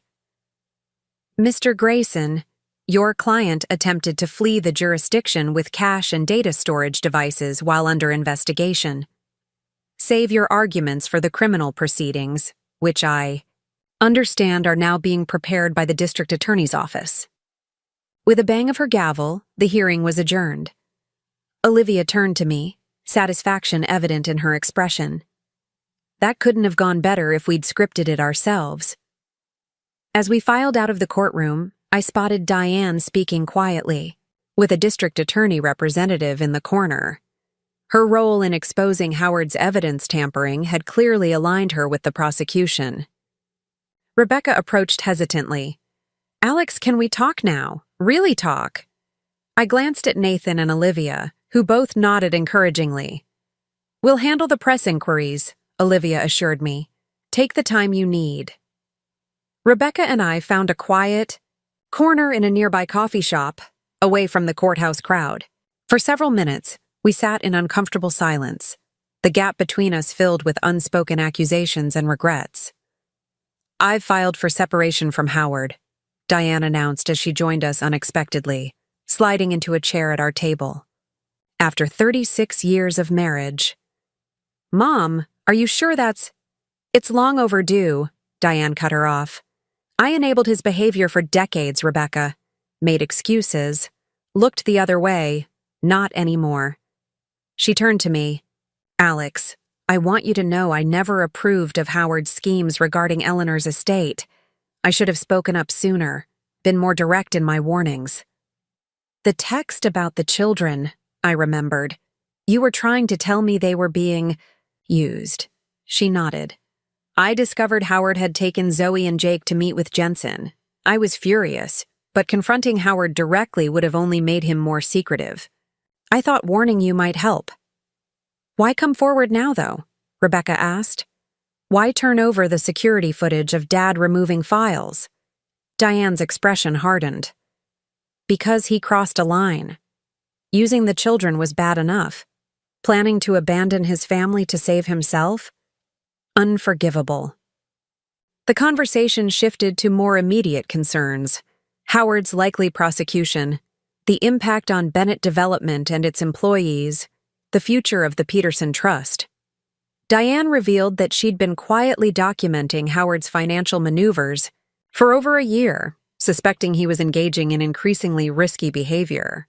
"The company can survive without him," she said with surprising conviction. "It might even thrive once we eliminate the shortcuts and schemes." "You're taking control?" Rebecca asked, clearly surprised by this new side of her mother. "Someone has to. The Bennett name still means something in this community, despite Howard's best efforts to tarnish it." As Diane outlined her plans for the company's future, I was struck by the transformation. The seemingly compliant corporate wife had revealed herself as a shrewd businesswoman who had been watching and waiting for the right moment to act. When Diane excused herself to take a call, Rebecca and I were left alone again, the air between us still heavy with unresolved questions. "All these years," Rebecca said softly, "I thought I knew who my parents were, who I was in relation to them. Now everything's shifting." "People reveal their true selves in crisis," I observed. "Sometimes they surprise you." "Like my mother, the secret business mastermind?" She attempted a smile that didn't quite reach her eyes. "Or like my father, the would-be fugitive." "Or like you," I said. "The question is, who are you choosing to be in this moment, Rebecca? Now that Howard's influence is removed, now that the truth is out, who do you want to be?" She met my gaze directly for the first time since the courthouse. "Someone worthy of rebuilding trust, if that's even possible." It wasn't a promise or a solution to our fractured marriage, but it was perhaps a beginning, a first honest step toward whatever came next. My phone buzzed with a message from Olivia. "Howard has been formally charged. Press conference in an hour. How do you want to handle the Peterson Trust's public statement?" The question reminded me that while personal relationships might heal slowly over time, Eleanor's legacy needed immediate, decisive protection. Whatever happened between Rebecca and me, whatever became of Howard and Bennett Development, my responsibility to my grandmother's vision remained clear. "I need to go," I told Rebecca. "There's a press conference about Howard's charges. The trust needs to make a statement." "Of course." She nodded, understanding. "Your grandmother's legacy comes first." The simple acknowledgement of that priority, so different from her previous attempts to subordinate Eleanor's wishes to Bennett family interests, felt significant. As I stood to leave, Rebecca caught my hand. Alex? Whatever happens with us, I want you to know I'm done with the deceptions. No more divided loyalties. I squeezed her hand briefly before letting go. That's a start. Walking back toward the courthouse where reporters were already gathering, I felt the weight of responsibility and possibility in equal measure. Howard's schemes had been exposed, the immediate threat to Eleanor's trust neutralized. But the harder work, rebuilding trust, determining the future of relationships damaged by betrayal, protecting the Foundation's mission for the long term, was just beginning. Nathan fell into step beside me as I approached the courthouse steps. You okay? Getting there, I said, and was surprised to find it was true. One crisis at a time. That's the spirit, he grinned. Now let's go tell the world what happens when you mess with Eleanor Peterson's legacy. Together, we climbed the steps to face the cameras, ready to begin the next chapter in a story that had taken turns none of us could have predicted. A story about protecting not just financial assets, but the values and vision they represented. Camera flashes erupted as I approached the podium outside the courthouse. Dozens of reporters had gathered, drawn by the dramatic fall of Howard Bennett, a prominent business figure now facing multiple fraud charges. Olivia stood to my right, a steadying presence as I prepared to make my first public statement as trustee of the Peterson Educational Foundation. Good afternoon, I began, voice steadier than I felt. My name is Alex Morgan, grandson of Eleanor Peterson and trustee of her estate. The events of the past few days have been difficult for all involved, but I want to be clear about our priorities moving forward. I paused, scanning the crowd. Near the back, I glimpsed Rebecca standing beside her mother, both watching intently. The Peterson Educational Foundation exists to support innovation in education and provide opportunities for students who might otherwise be left behind. That mission remains unchanged and will continue without interruption. The Foundation's assets are secure. Its grants and scholarships will be distributed as planned, and its work will proceed with renewed focus. A reporter shouted, Mr. Morgan, will you pursue additional charges against Howard Bennett for attempting to defraud the Foundation? The criminal investigation is in the hands of the district attorney. My focus is solely on protecting my grandmother's legacy and ensuring the Foundation fulfills its purpose. Another voice called out, What about Bennett Development? Will the Foundation continue any existing partnerships with the company? All business relationships will be reviewed to ensure they align with the Foundation's mission and values. Beyond that, I have no comment on Bennett Development's operations. I deliberately avoided mentioning Diane's new role in the company. Mr. Morgan, a television reporter pushed forward, sources say you only discovered your father-in-law's scheme by accident. Do you believe your wife was involved in the deception? The question hit like a physical blow, though I'd prepared for it. Personal matters being dragged into public view was inevitable given the circumstances, but still painful. I won't be discussing family matters. This is about protecting a charitable foundation, not airing private grievances. I nodded to Olivia, who stepped forward. We'll take 2 more questions, and only about the Peterson Trust and Foundation, she stated firmly. After fielding questions about the Foundation's future plans and reassuring the public about the stability of its operations, I stepped away from the microphone. As the crowd dispersed, I noticed Tyler Bennett lingering nearby, his expression unreadable.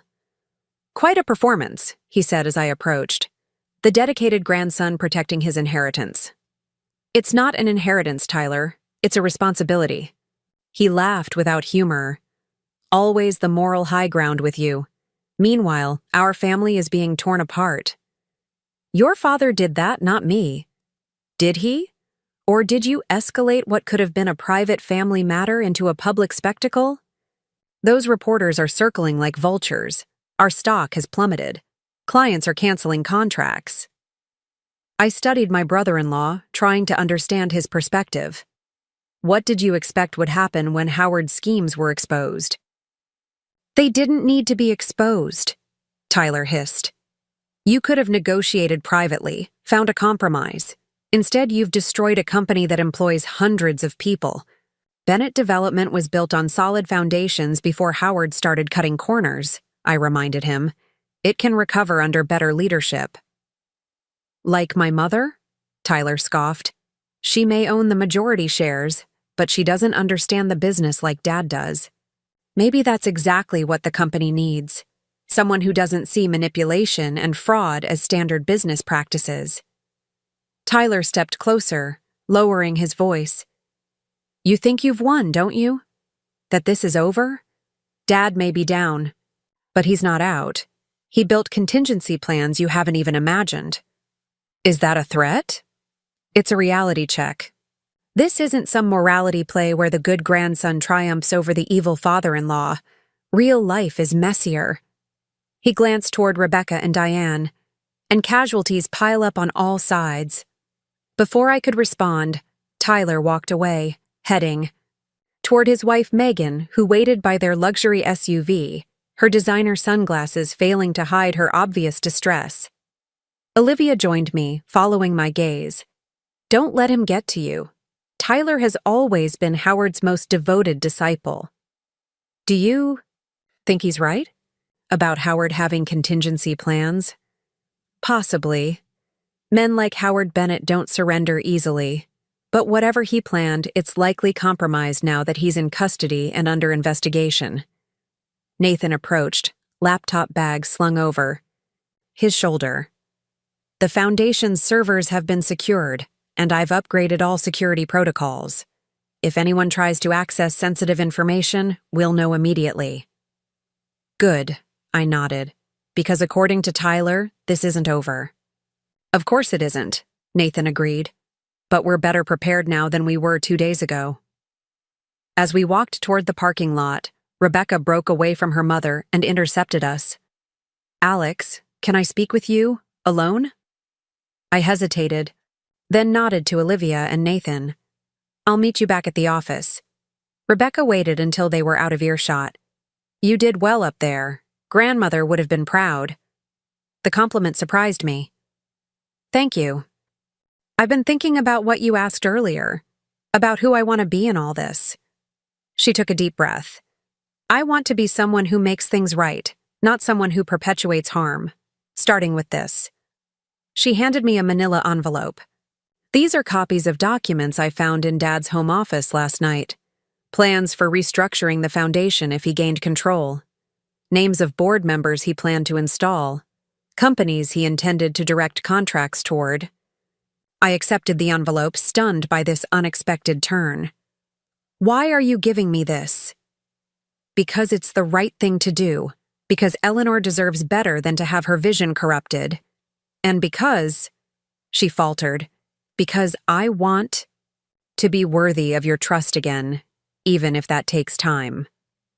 The moment felt pivotal, perhaps the first truly honest exchange we'd had since this ordeal began. This helps, Rebecca. Thank you. There's more, she continued. Tyler wasn't just making empty threats. Dad established offshore accounts years ago, with Tyler as the secondary signatory. I believe they've been moving assets there in preparation for this moment. How do you know this? Mom found documentation when she was gathering evidence. She's been quietly monitoring their financial maneuvers for months. This new information confirmed my suspicions about Howard's extensive contingency planning. Does Diane plan to report this? She's meeting with the district attorney this afternoon. Rebecca glanced toward her mother, who was now engaged in conversation with a court official. Mom's changed. Or maybe she's finally showing who she's always been underneath the compliant wife facade. People surprise you in crisis, I repeated my earlier observation. Rebecca nodded, a sad smile briefly crossing her face. For better or worse. She hesitated before continuing. I've retained separate legal counsel, by the way. Someone not connected to Bennett Development or Dad's networks. That's probably wise, I acknowledged, wondering where this was leading.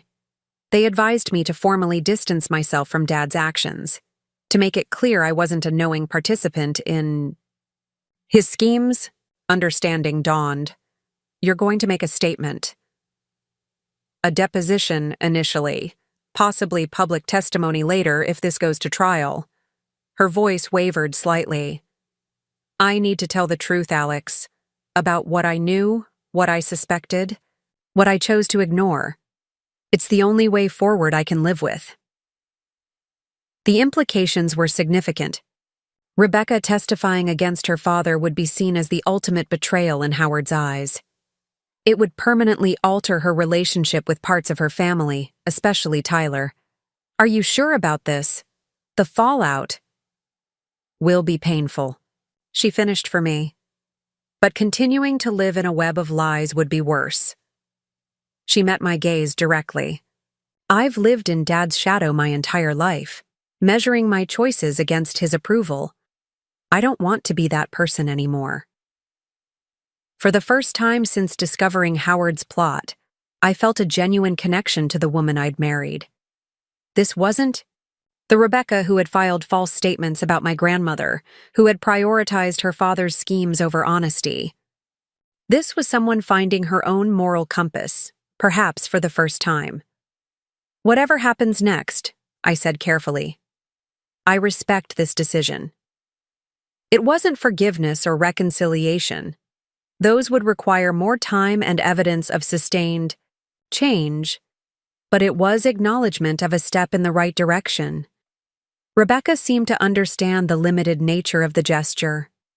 Thank you. That means more than you know. She glanced at her watch. I should go. Mom and I are meeting with the company executives to discuss interim leadership while Dad's case proceeds.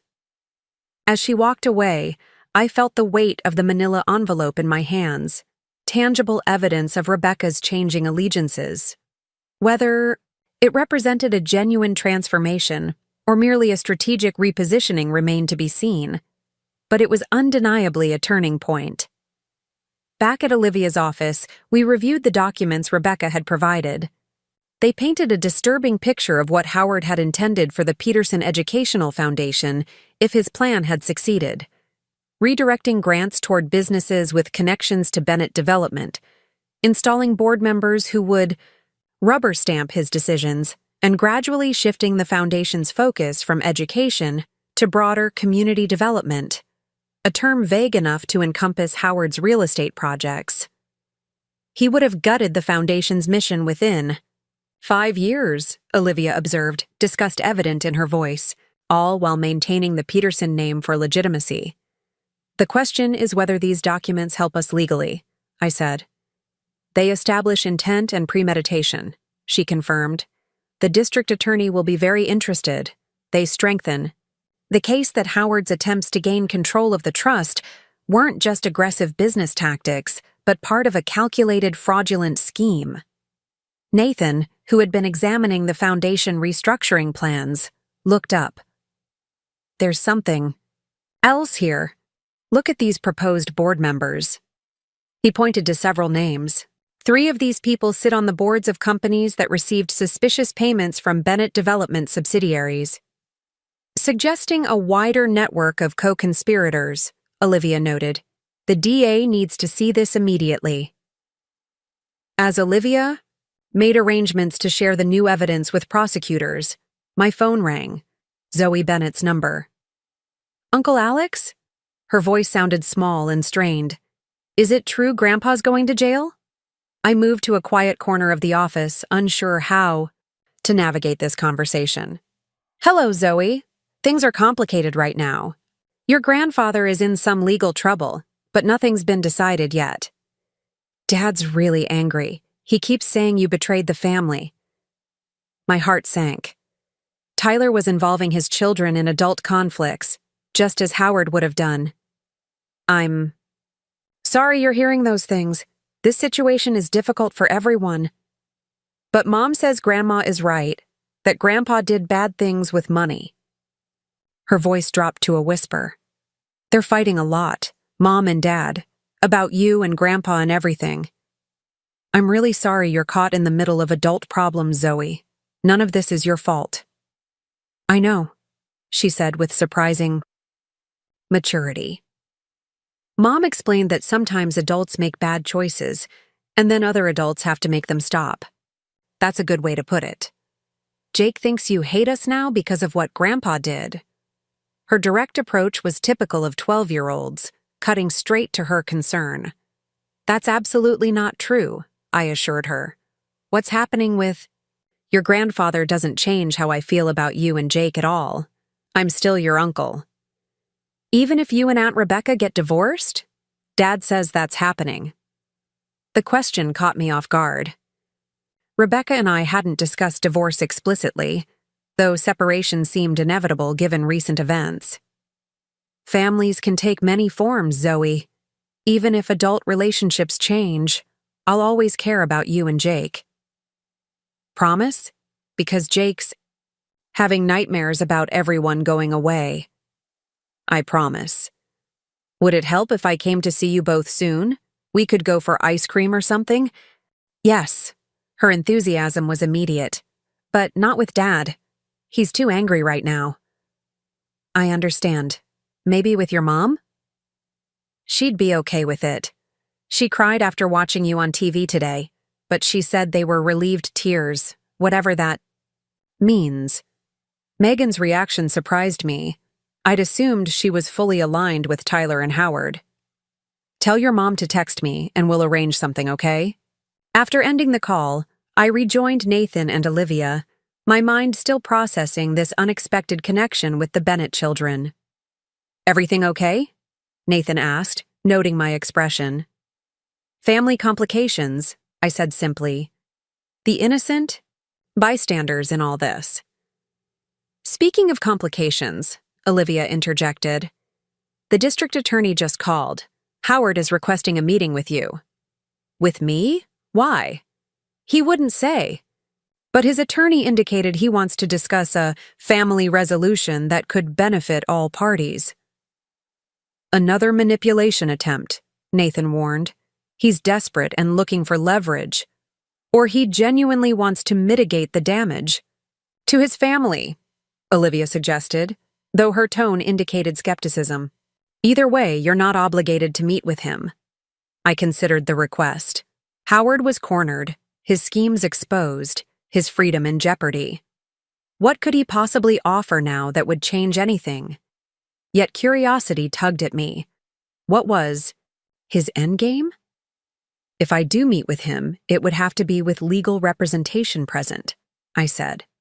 I'd insist on it, Olivia agreed, and a full recording of the conversation. Tell them I'll consider it, I decided. But I need to know the specific purpose of the meeting before agreeing. As evening approached, we wrapped up our work at Olivia's office. The past 48 hours had been a whirlwind, and exhaustion was setting in. Nathan offered his guest room again, but I decided it was time to return to my own home, a space I'd shared with Rebecca until this crisis erupted. Are you sure that's wise? Nathan asked. Rebecca might be there. She's staying with her parents, I reminded him. Besides, I need to start figuring out what normal looks like now. The house felt eerily quiet when I arrived. Everything remained exactly as I'd left it 2 days ago, yet everything had changed. Photos of Rebecca and me smiled from shelves and walls, images from a relationship now fundamentally altered. I moved through the rooms, reacquainting myself with the space, trying to imagine a future here either alone or in some new arrangement. My phone buzzed with a text from Rebecca. Mom and I met with company leadership. Tyler stormed out when Mom announced she's appointing new executive team. Things are volatile. Staying at parents' house tonight. Let me know when you're ready to talk about next steps for us. I didn't respond immediately, uncertain what next steps could possibly look like. Divorce seemed the obvious outcome given the depth of betrayal. Yet Rebecca's recent actions suggested a capacity for change I hadn't previously recognized. Did that change anything? Should it? As I contemplated these questions, another message arrived. From Diane. Thank you for your restraint at the press conference today. The road ahead is difficult enough without additional public spectacle. If you're willing, I'd like to discuss potential cooperation between the Foundation and a restructured Bennett development in the future. No pressure or obligation. The message reflected Diane's emerging leadership style, direct but not forceful, acknowledging boundaries while keeping doors open. Unlike Howard's approach of manipulation and pressure, Diane was offering genuine choice. I was pondering a response when my doorbell rang. Checking the security camera, I was surprised to see Megan Bennett on my doorstep, looking anxious and out of place. "Megan," I said, opening the door. "This is unexpected." "I know, and I'm sorry for coming unannounced. I wouldn't have except—" She glanced over her shoulder at her car where two small figures waited. "Zoe and Jake really wanted to see you, and Tyler doesn't know we're here." "You brought the kids? Now?" She looked embarrassed. "They've been worried about you. And after Zoe talked to you earlier, they just needed to see for themselves that you're okay, that you don't hate them." The simple human concern beneath all the legal and financial complications touched me. "Of course, bring them in." Zoe and Jake rushed from the car, both launching themselves at me with unexpected hugs. Jake, at 10, was normally too cool for such displays of affection, making the gesture all the more significant. "See?" Zoe told her brother triumphantly. "I told you Uncle Alex still likes us." "I was pretty sure," Jake muttered, attempting to recover his preteen dignity. "I just wanted to make sure." As we settled in the living room, the children's presence brought a warmth that had been missing. They chattered about school, friends, and normal kid concerns, temporarily pushing aside the adult crisis surrounding them. Megan watched them, with a mixture of relief and sadness. "They needed this normality," she said quietly while the kids explored the backyard. "Everything's been chaos at home." "I can imagine." Tyler seemed intense at the courthouse. "That's one word for it." She sighed. "He's spiraling, Alex, caught between loyalty to Howard and the reality of what he's done. I think he knew about some of the financial irregularities, but not the extent of the fraud or the false medical records." "And you?" She met my gaze directly. "I created legal documents Howard requested. I didn't always question their purposes thoroughly, as I should have. That makes me complicit in some ways, which I'll have to answer for." Her candor was surprising. "Why are you telling me this?" "Because I'm tired of the deception. Because my children deserve better role models. And because," she took a deep breath, "I'm cooperating with the district attorney's investigation. Tyler doesn't know yet. Another Bennett family schism forming.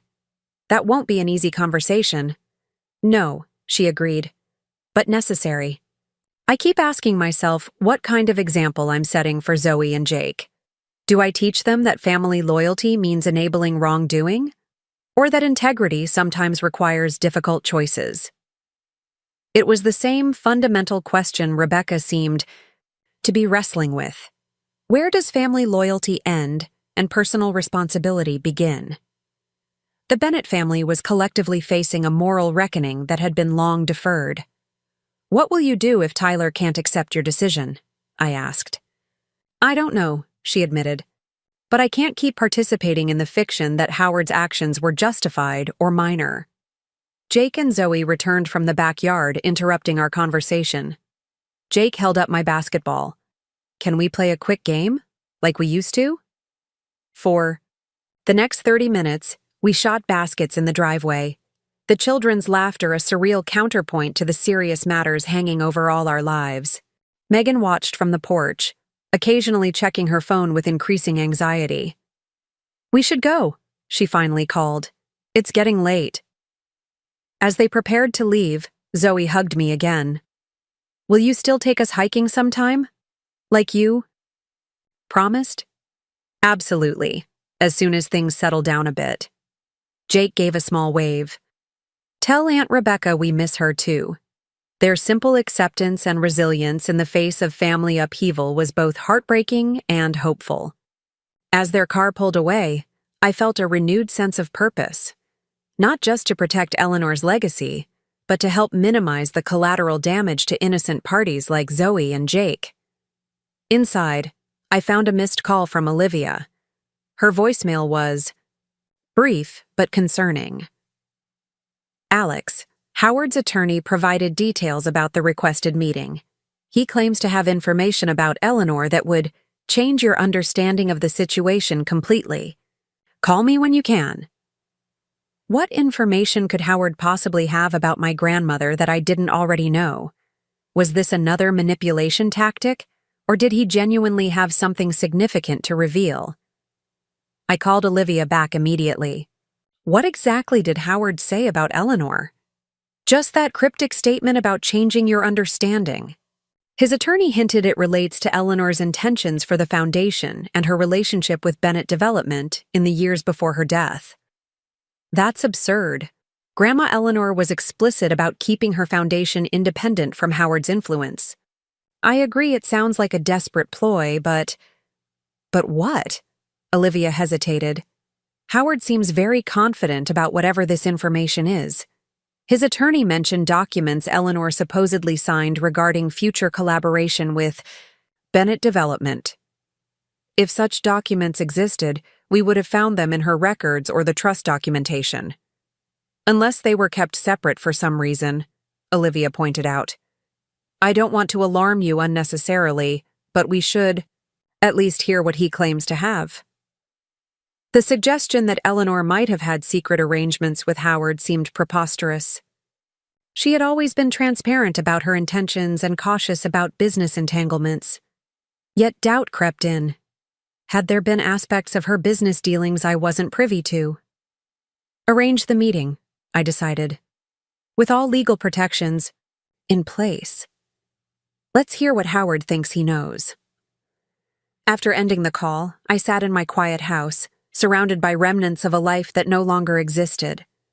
Photos of happier times, souvenirs from trips with Rebecca, books we'd discussed together, all now colored by the knowledge of betrayal and hidden agendas. Yet amid the uncertainty and pain, new alliances were forming. Diane stepping into her power, Megan choosing integrity over enabling, Rebecca beginning to define herself separate from Howard's influence. Even the children, finding their way through adult conflicts with remarkable resilience. My phone chimed with a text from Nathan. Security alert at the foundation office. Someone attempted to access the server room 20 minutes ago. Police responding. The timing couldn't be coincidental.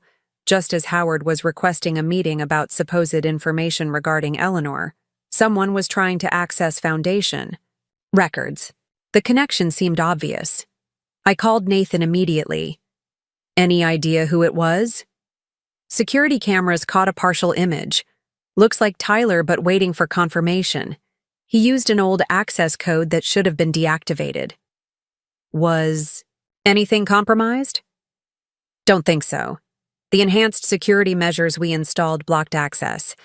Seems like he was looking for specific files related to Eleanor's early planning for the foundation. The pieces were coming together. Howard put him up to it. He's searching for something to use as leverage in tomorrow's meeting. Exactly what I thought, Nathan agreed.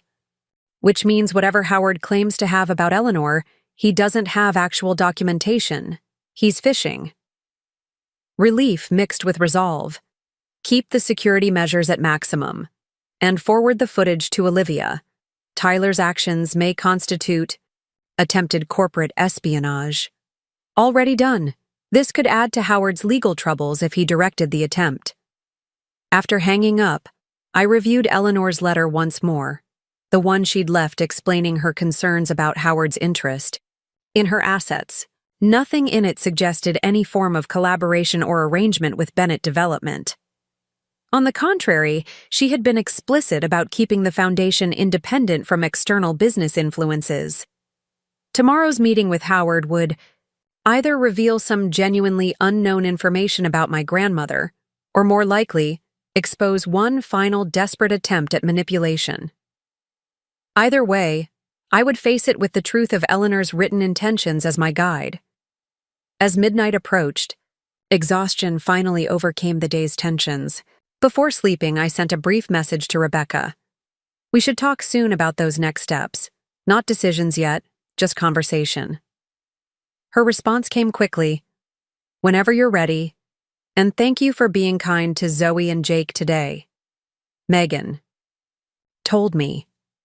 It means more than you know. It was a small moment of connection amid the chaos, not reconciliation, not forgiveness, but acknowledgement that even in broken relationships, moments of humanity remained possible. Tomorrow would bring Howard's supposed revelations, more legal proceedings, and difficult conversations. But tonight, I found comfort in knowing that Eleanor's legacy was secure, that allies had emerged from unexpected places, and that truth, however painful in the short term, provided the only solid foundation for whatever came next. Morning sunlight streamed through the windows of Olivia's office as we prepared for the meeting with Howard. The district attorney had arranged for us to use a conference room at the courthouse, with recording equipment and legal representatives present. Whatever Howard planned to reveal about Eleanor, it would be thoroughly documented. Remember, Olivia cautioned as we reviewed our strategy, Howard is desperate. People in his position often make wild claims or promises they can't fulfill. Don't let him provoke an emotional response. I understand, I nodded, though uncertainty lingered. What could Howard possibly know about Eleanor that would change anything at this point?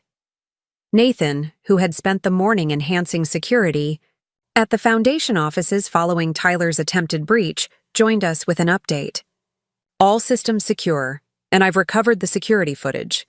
It definitely shows Tyler attempting to access files related to Eleanor's initial Foundation planning, which suggests Howard doesn't actually have whatever documentation he's claiming, Olivia noted. Or he has something but needs additional context to make it useful, I suggested. Either way, we'll know soon enough. The courthouse corridors were quiet as we made our way to the designated meeting room. Howard was already there, wearing an orange jumpsuit rather than his usual tailored suit, a stark visual reminder of his changed circumstances. His attorney sat beside him, looking considerably less confident than during yesterday's hearing. Alex? Howard nodded as I entered with Olivia and the district attorney's representative. Thank you for agreeing to this meeting. I'm here to listen, I replied neutrally, taking a seat across from him. Your attorney mentioned information about my grandmother. Howard glanced at the recording equipment and the legal observers, before leaning forward. What I'm about to share may be difficult to hear, but it's important for preserving both our families' legacies. I remained silent, waiting. Eleanor and I had an arrangement, he continued, one that wasn't documented. In the formal trust papers, 3 years ago, she approached me about a potential collaboration between her foundation and Bennett Development. That's not consistent with anything Eleanor ever communicated to me, I replied evenly. Howard smiled thinly. She was a private woman, especially about business matters. Our discussions centered on developing the Cascade property as a mixed-use educational facility and residential community. She recognized that my company had the expertise to maximize the property's potential, while serving her educational mission. If such an agreement existed, where's the documentation? That's the complicated part, Howard admitted. Our arrangement was initially verbal, with formal paperwork to be executed when you turned 35 and assumed full control of the trust. Eleanor wanted the foundation established and operational before introducing commercial elements. His story sounded plausible on the surface, but contradicted everything I knew about Eleanor's intentions. Why wouldn't she mention this to me or to Olivia? Because she knew you might resist the idea of commercial development without understanding the full vision. She planned to introduce the concept gradually as you grew into your role as trustee. Olivia interjected. Mr. Bennett, as Eleanor's attorney for over 20 years, I find it difficult to believe she would make such arrangements without legal counsel. Howard's attorney finally spoke up. Ms. Peterson consulted with another attorney for these discussions, Martin Reynolds from Westlake Partners. We have copies of correspondence confirming preliminary discussions. He slid a folder across the table. Inside were several emails between Eleanor and Martin Reynolds, discussing potential collaboration options and development partnerships for foundation properties. The emails were dated approximately 3 years ago, around the time Eleanor had updated her trust provisions. These are genuine emails, I acknowledged after reviewing them carefully, but they don't specifically mention Bennett Development or any concrete agreements. There's more, Howard said. Eleanor and I met several times at the Cascade property to discuss development concepts. She was particularly interested in creating housing for educators adjacent to the planned Nature Education Center.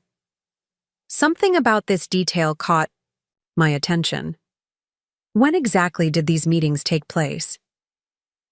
Throughout the summer 3 years ago, June through August primarily. I exchanged glances with Olivia, who nodded slightly. That's interesting, Howard, because Eleanor was undergoing cancer treatment during those months. She barely left her home, let alone traveled to the Cascade property for multiple meetings. Howard's confident expression faltered momentarily before recovering. Perhaps it was the following summer. My timeline may be off. Your timeline is deliberately misleading, I stated flatly. Just like these emails, which discuss potential partnerships in general terms but make no mention of specific agreements with you or your company. The discussions were preliminary. They were non-existent, I cut him off. Eleanor explored various options for developing the foundation's properties, including consulting with multiple attorneys about legal structures for potential partnerships, but she ultimately decided against commercial collaboration. Howard's attorney shifted uncomfortably. My client has been clear that the arrangement was informal. Your client is attempting to fabricate a connection that never existed, Olivia interjected.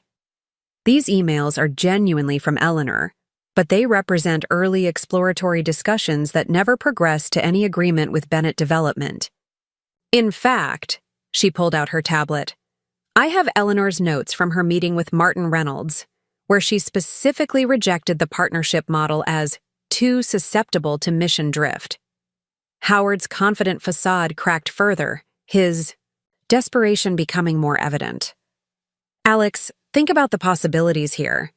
Even if formal agreements weren't finalized, Eleanor was clearly open to development partnerships. The foundation could still benefit enormously from Bennett Development's expertise. Even with you facing fraud charges, even after you attempted to falsify medical records to invalidate her trust conditions. Business and personal matters can be separated, he insisted. The company can proceed under new leadership while still honoring the collaborative vision Eleanor and I discussed. I studied Howard carefully, the man who had welcomed me into his family while plotting to exploit my grandmother's legacy. Even now, facing serious criminal charges, he was attempting to manipulate the situation to his advantage. There is no collaborative vision to honor, Howard. These emails prove nothing except that Eleanor conducted due diligence before ultimately creating trust conditions that specifically prevent the kind of development you're proposing. The district attorney's representative, who had been quietly observing, finally spoke. Mr. Bennett, attempting to misrepresent your relationship with Ms. Peterson could be considered an additional count of attempted fraud. Howard's attorney quickly intervened. My client is not making claims of binding agreements, merely discussing historical conversations that informed his business approach. A convenient reframing, Olivia noted dryly. I'd heard enough. Is there anything else you wanted to discuss, Howard? Any other fictional arrangements with my grandmother you'd like to invent? His expression hardened. You think you've won, don't you? That Eleanor's precious foundation will continue untainted by commercial interests? The reality is, That without proper development partnerships, those properties will never reach their full potential. That's not for you to decide. It never was. Howard leaned forward, dropping all pretense of collaboration. You've turned my family against me. My wife, my daughter, even my daughter-in-law. Was that worth it, Alex? Destroying relationships? To protect some idealistic notion of what Eleanor wanted? You destroyed those relationships yourself, Howard, through lies, manipulation, and fraud. The people closest to you finally saw who you really are. And what about your marriage? Was that worth sacrificing too? His tone grew bitter. Rebecca may be confused now, influenced by her mother's surprising rebellion, but blood runs deeper than you think. Eventually, she'll remember where her true loyalties lie. The naked attempt to create doubt about Rebecca's sincerity was Howard's last card to play. If that happens, it will be her choice, I replied calmly. Unlike you, I don't believe in manipulating people's decisions. This meeting is over, the district attorney's representative announced, signaling to the recording technician. Mr. Bennett will be returned to custody. As Howard was led away by security personnel, he called over his shoulder, This isn't finished, Alex, not by a long shot. His attorney lingered briefly. Off the record, he's facing serious charges with substantial evidence against him. A plea deal is his best option at this point. That's between Howard and the district. Attorney, I replied. My only concern is protecting Eleanor's legacy. Outside the courthouse, sunshine had given way to Portland's characteristic rain, matching my somber mood. The meeting had confirmed what I'd suspected. Howard had nothing substantive about Eleanor, just another desperate attempt at manipulation. You handled that well, Olivia commented as we walked to her car. Howard's attempt to fabricate a collaboration story was predictable, but still concerning. The emails were genuine, I noted. Eleanor really did consult with Reynolds about partnership structures. Of course she did, Olivia smiled. Eleanor was thorough in her planning. She explored multiple options before deciding on the trust structure she ultimately created. That's entirely different from having an arrangement with Howard. Which is why Tyler was trying to access the Foundation files. They were looking for something to make their story more convincing. Nathan, who had been monitoring Foundation security remotely during our meeting, joined us with an update. Tyler tried again this morning. Different approach, same result. He's getting desperate. Like father, like son, Olivia observed. My phone buzzed with a message from Diane. Howard's meeting didn't go as planned, I hear. Tyler's behavior is concerning. Can we meet to discuss next steps for both families? The request seemed reasonable. Diane had proven herself an unexpected ally throughout this ordeal. I'm going to meet with Diane, I told Olivia and Nathan. She may have insights about what Howard and Tyler might try next. Diane suggested meeting at a small cafe away from both family homes and business locations, neutral territory. When I arrived, she was already seated in a corner booth, looking remarkably composed despite the chaos engulfing her family. Thank you for coming, she said as I joined her. I expect Howard's meeting was another attempt at manipulation. He claimed to have had a secret collaboration agreement with Eleanor, produced some emails that showed preliminary discussions but nothing concrete. Diane sighed.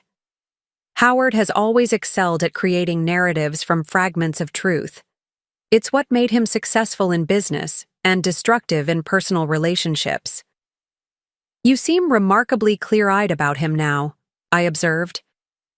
Necessity breeds clarity, she replied. I've had to see Howard without illusions to make the decisions needed for the company's survival.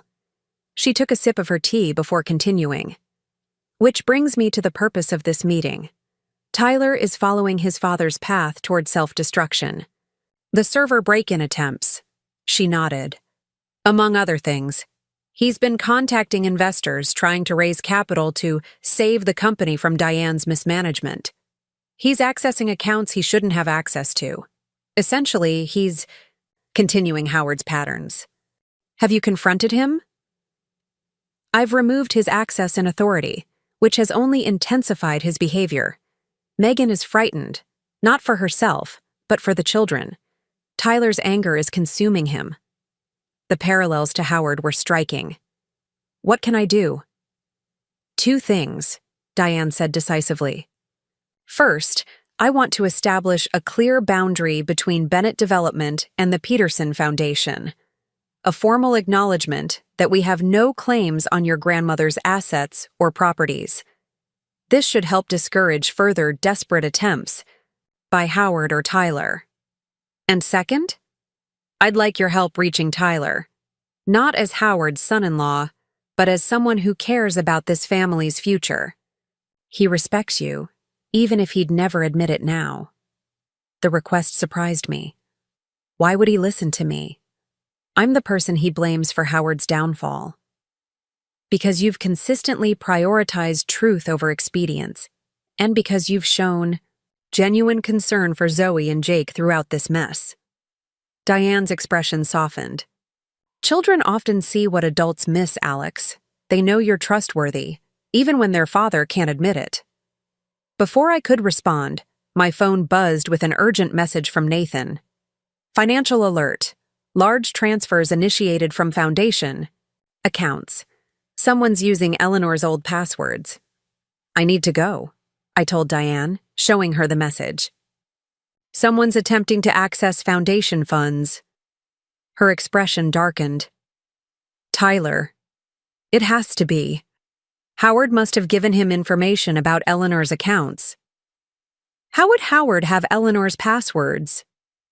Rebecca mentioned once that Howard kept detailed notes on everyone in the family, birthdays, anniversaries, personal information. He called it good business practice to remember personal details. The implication was clear. Howard had been collecting potential password information on Eleanor for years, preparing for this moment. I called Nathan immediately. Can you block the transfers? Working on it. They're being routed through multiple accounts. Sophisticated approach. This isn't amateur hour. It's Tyler Bennett, likely using information from Howard. Alert. The bank's fraud department and the authorities. I turned to Diane. I need to handle this. We'll have to continue our conversation later. She stood, gathering her belongings. I'm coming with you. If Tyler's behind this, I need to be involved. Together, we raced to the Foundation offices, where Nathan was working with bank security to trace and block the attempted transfers. The Foundation's chief financial officer had also been called in, looking shell-shocked by the development. Almost $3 million in attempted transfers, Nathan reported. We've blocked most of it, but approximately $600,000 got through before we caught it. It's being traced now. How did they access the accounts? I asked. Eleanor's email was compromised. First, which gave them access to password reset functions. The passwords used suggest someone with detailed knowledge of her personal information. Birthdays, pet names, addresses. Diane looked grim. That's Howard's influence. He's been collecting that kind of information for years. The Foundation's CFO pulled up additional details. The transfers were directed to accounts associated with Horizon Partners LLC, a company registered just 3 days ago. That's one of the names in Howard's restructuring plans, I realized, remembering the documents Rebecca had provided. He established shell companies in advance, preparing for this moment. Nathan pointed to his screen. The IP address for the account access traces to...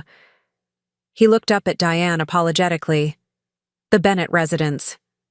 Diane closed her eyes briefly, absorbing this confirmation of her son's involvement. I'll call the police myself.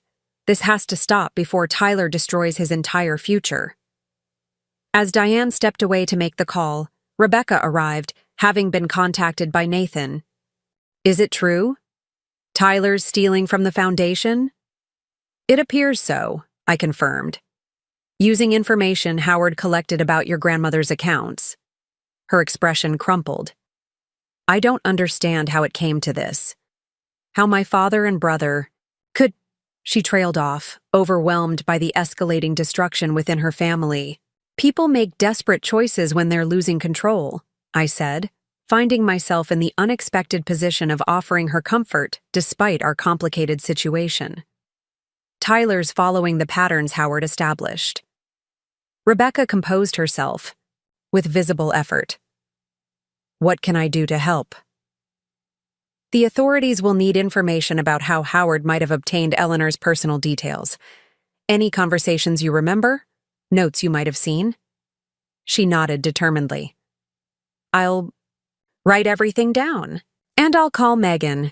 She should get the children away from the house before the police arrive. As Rebecca made her call, Olivia arrived with representatives from the district attorney's office. The foundation breach had escalated the legal situation significantly, potentially adding charges of computer fraud and grand theft. Howard's plea negotiations just got more complicated, Olivia noted. If he provided information that facilitated this theft attempt, he's looking at additional charges even if he didn't directly participate. The next few hours passed in a blur of police statements, financial tracing, and security enhancements. By evening, we had confirmation that Tyler had been taken into custody at the Bennett home, while most of the transferred funds had been recovered or frozen in transit. Megan arrived at the foundation offices with Zoe and Jake, having removed them from the house before the police arrived. The children looked confused and frightened, sensing the gravity of the situation without fully understanding it. Dad was yelling and typing really fast on his computer, Jake reported, his young face serious. He told us to go to our rooms, but we could hear everything. Zoe added, he said Grandpa needed help and sometimes families have to break rules. In emergencies. It scared me. Diane knelt to her grandchildren's level. Your dad is confused right now, and he's made some mistakes. But we're going to figure this out together, okay? As Diane comforted the children, Rebecca pulled me aside. I never imagined it would come to this. Criminal charges against both my father and brother. Neither did I admitted. I only wanted to protect Eleanor's legacy, not destroy your family. You didn't destroy anything, Alex. Dad's choices did that. Tyler's choices. She met my gaze directly. My choices too when I went along with their plans instead of standing up for what was right. Her accountability was a marked change from the woman who had filed false statements about Eleanor's mental capacity just days ago. Whether this transformation would last remained to be seen, but it seemed genuine in this moment. What happens now? Rebecca asked quietly. To all of us? It was the question that had been hanging between us since the first revelations of Howard's schemes. Legally, Howard and Tyler will face consequences for their actions. The foundation will recover and continue Eleanor's mission. Bennett Development will rebuild under your mother's leadership. And us? You and me? I considered my answer carefully. I don't know, Rebecca. Trust doesn't rebuild overnight. We need time, separately, to figure out who we are beyond Howard's influence. Pain flickered across her face, but she nodded. I understand. For what it's worth, I'm committed to changing the patterns I learned from Dad. To being someone worthy of trust again, whether or not our marriage survives. It was the most honest conversation we'd had since this ordeal began. Not promises of reconciliation, but acknowledgement of the difficult road ahead. As twilight settled over Portland, decisions were made for the immediate future. Megan and the children would stay with Diane at her separate residence. Rebecca would return to our house temporarily to collect personal items before moving to an apartment. The foundation offices would remain under enhanced security while financial systems were thoroughly reviewed. 6 weeks later, I stood at Eleanor's grave, placing fresh flowers beside her headstone. The early summer breeze rustled through nearby trees as I updated her on recent developments. Howard accepted a plea deal, I told her, as if she could hear. 5 years with possibility of parole plus financial restitution. Tyler got 3 years probation and community service after Diane intervened on his behalf. The foundation is thriving. We've expanded the scholarship program just as you wanted. The legal proceedings had concluded more quickly than expected. Howard, facing overwhelming evidence and multiple charges, had finally accepted reality and taken the plea offered. Tyler, guided by new legal counsel and his mother's influence, had made full confession and shown genuine remorse for his actions. Bennett Development was slowly rebuilding under Diane's leadership, with Megan taking a more prominent role in project management. The company had formally relinquished any claims to Peterson properties and established ethical business practices. That would have been unrecognizable under Howard's leadership. "Alex?" a voice called from nearby. I turned to see Rebecca approaching cautiously, also carrying flowers. "I didn't know you'd be here. I can come back later." "It's fine," I assured her. "I was just finishing." In the weeks since Tyler's arrest, Rebecca and I had maintained limited contact, primarily through attorneys as we navigated the initial stages of separation. She had started therapy to address the patterns of enabling and conflict avoidance she'd developed in Howard's shadow. I had focused on establishing the foundation's new initiatives while processing my own complicated feelings about our marriage. "How are you?" she asked, placing her flowers beside mine. "Busy. The foundation's new educational technology grants are launching next month. I saw the announcement. Eleanor would be proud." We stood in awkward silence for a moment before Rebecca spoke again. "I've been thinking about her a lot lately. How clearly she saw through Dad's schemes when I couldn't, or wouldn't. She had the advantage of distance and experience." Rebecca nodded. "And independence. Something I'm learning about now." She hesitated before continuing. "I've accepted a teaching position in Seattle. A fresh start, away from Portland and all the history." "Seattle?" The news caught me by surprise. "When do you leave?" "Next month, once our house sale finalizes." She gave a sad smile. "The divorce papers came through yesterday. Your attorney probably has them by now." Though we'd been moving in this direction for weeks, the finality of divorce papers still carried emotional weight. "That's good. Clear resolution is better for everyone." "Is it weird that I'm both devastated and relieved?" Rebecca asked, her honesty disarming. "Our marriage was real for me, Alex, but it was also built on a foundation that included my father's influence and my own willingness to look the other way." "Not weird at all," I assured her. "I feel similarly. What we had was genuine in many ways, but it couldn't survive once the truth emerged." She touched Eleanor's headstone gently. "She tried to warn you, about Dad, about all of it." "She tried to protect what she built, yes. But she also understood that people can change, that they can choose different paths than those laid out for them. Like Mom did, like I'm trying to do now." We began walking back toward the cemetery entrance, the conversation flowing more naturally than it had in months. Rebecca updated me on Zoe and Jake, who were adjusting to their new family configuration with typical childhood resilience.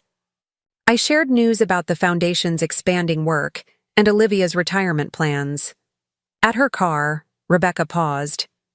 "I know we're ending our marriage, but I hope someday we might find a way to be not enemies." "We're not enemies now," I pointed out. "No, but we're not friends either. Not yet. Maybe someday." The possibility hung between us. Not reconciliation, but perhaps eventually a different kind of relationship built on honesty, rather than manipulation and hidden agendas. "Maybe someday," I agreed. "Good luck in Seattle, Rebecca. I mean that sincerely." She smiled, the expression more genuine than I'd seen in months. "Good luck with Eleanor's legacy, Alex. Keep building what she started. It matters." As Rebecca drove away, I felt an unexpected sense of peace. The journey that had begun with an overheard conversation about inheritance had transformed multiple lives, revealing both the worst and best in the people involved. Howard would serve his time. Tyler would rebuild his life under his mother's guidance.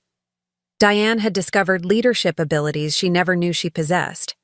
Megan had chosen integrity over enablement. And Rebecca had begun the difficult work of defining herself beyond her father's influence. The Peterson Educational Foundation would continue Eleanor's vision, supporting innovation in education and providing opportunities for students who might otherwise be overlooked. The trust she had established, both literal and figurative, would be honored. My phone buzzed with a message from Nathan. Foundation Board approved the new technology initiative unanimously. Celebration dinner tonight? Life was moving forward. Not in the direction I had once envisioned with Rebecca, but towards something equally meaningful. A legacy worth protecting. Relationships based on genuine connection rather than manipulation.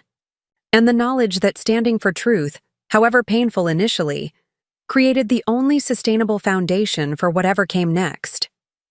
"Thank you, Grandma," I said quietly, looking back toward Eleanor's grave. "For the wisdom to prepare for Howard's schemes. For the courage to face difficult truths. And for the understanding that family, true family, is defined by actions rather than blood or legal ties." As I walked to my car, Portland's summer sunshine broke through the clouds, casting long shadows across the cemetery grounds. Like Eleanor had written in her final letter, true family is defined by actions, not blood or marriage certificates. Through this painful journey, I had discovered exactly what she meant, and found my own unexpected family of allies committed to protecting what mattered most. Up next, you've got 2 more standout stories right on your screen. If this one hit the mark, you won't want to pass these up. Just click and check them out.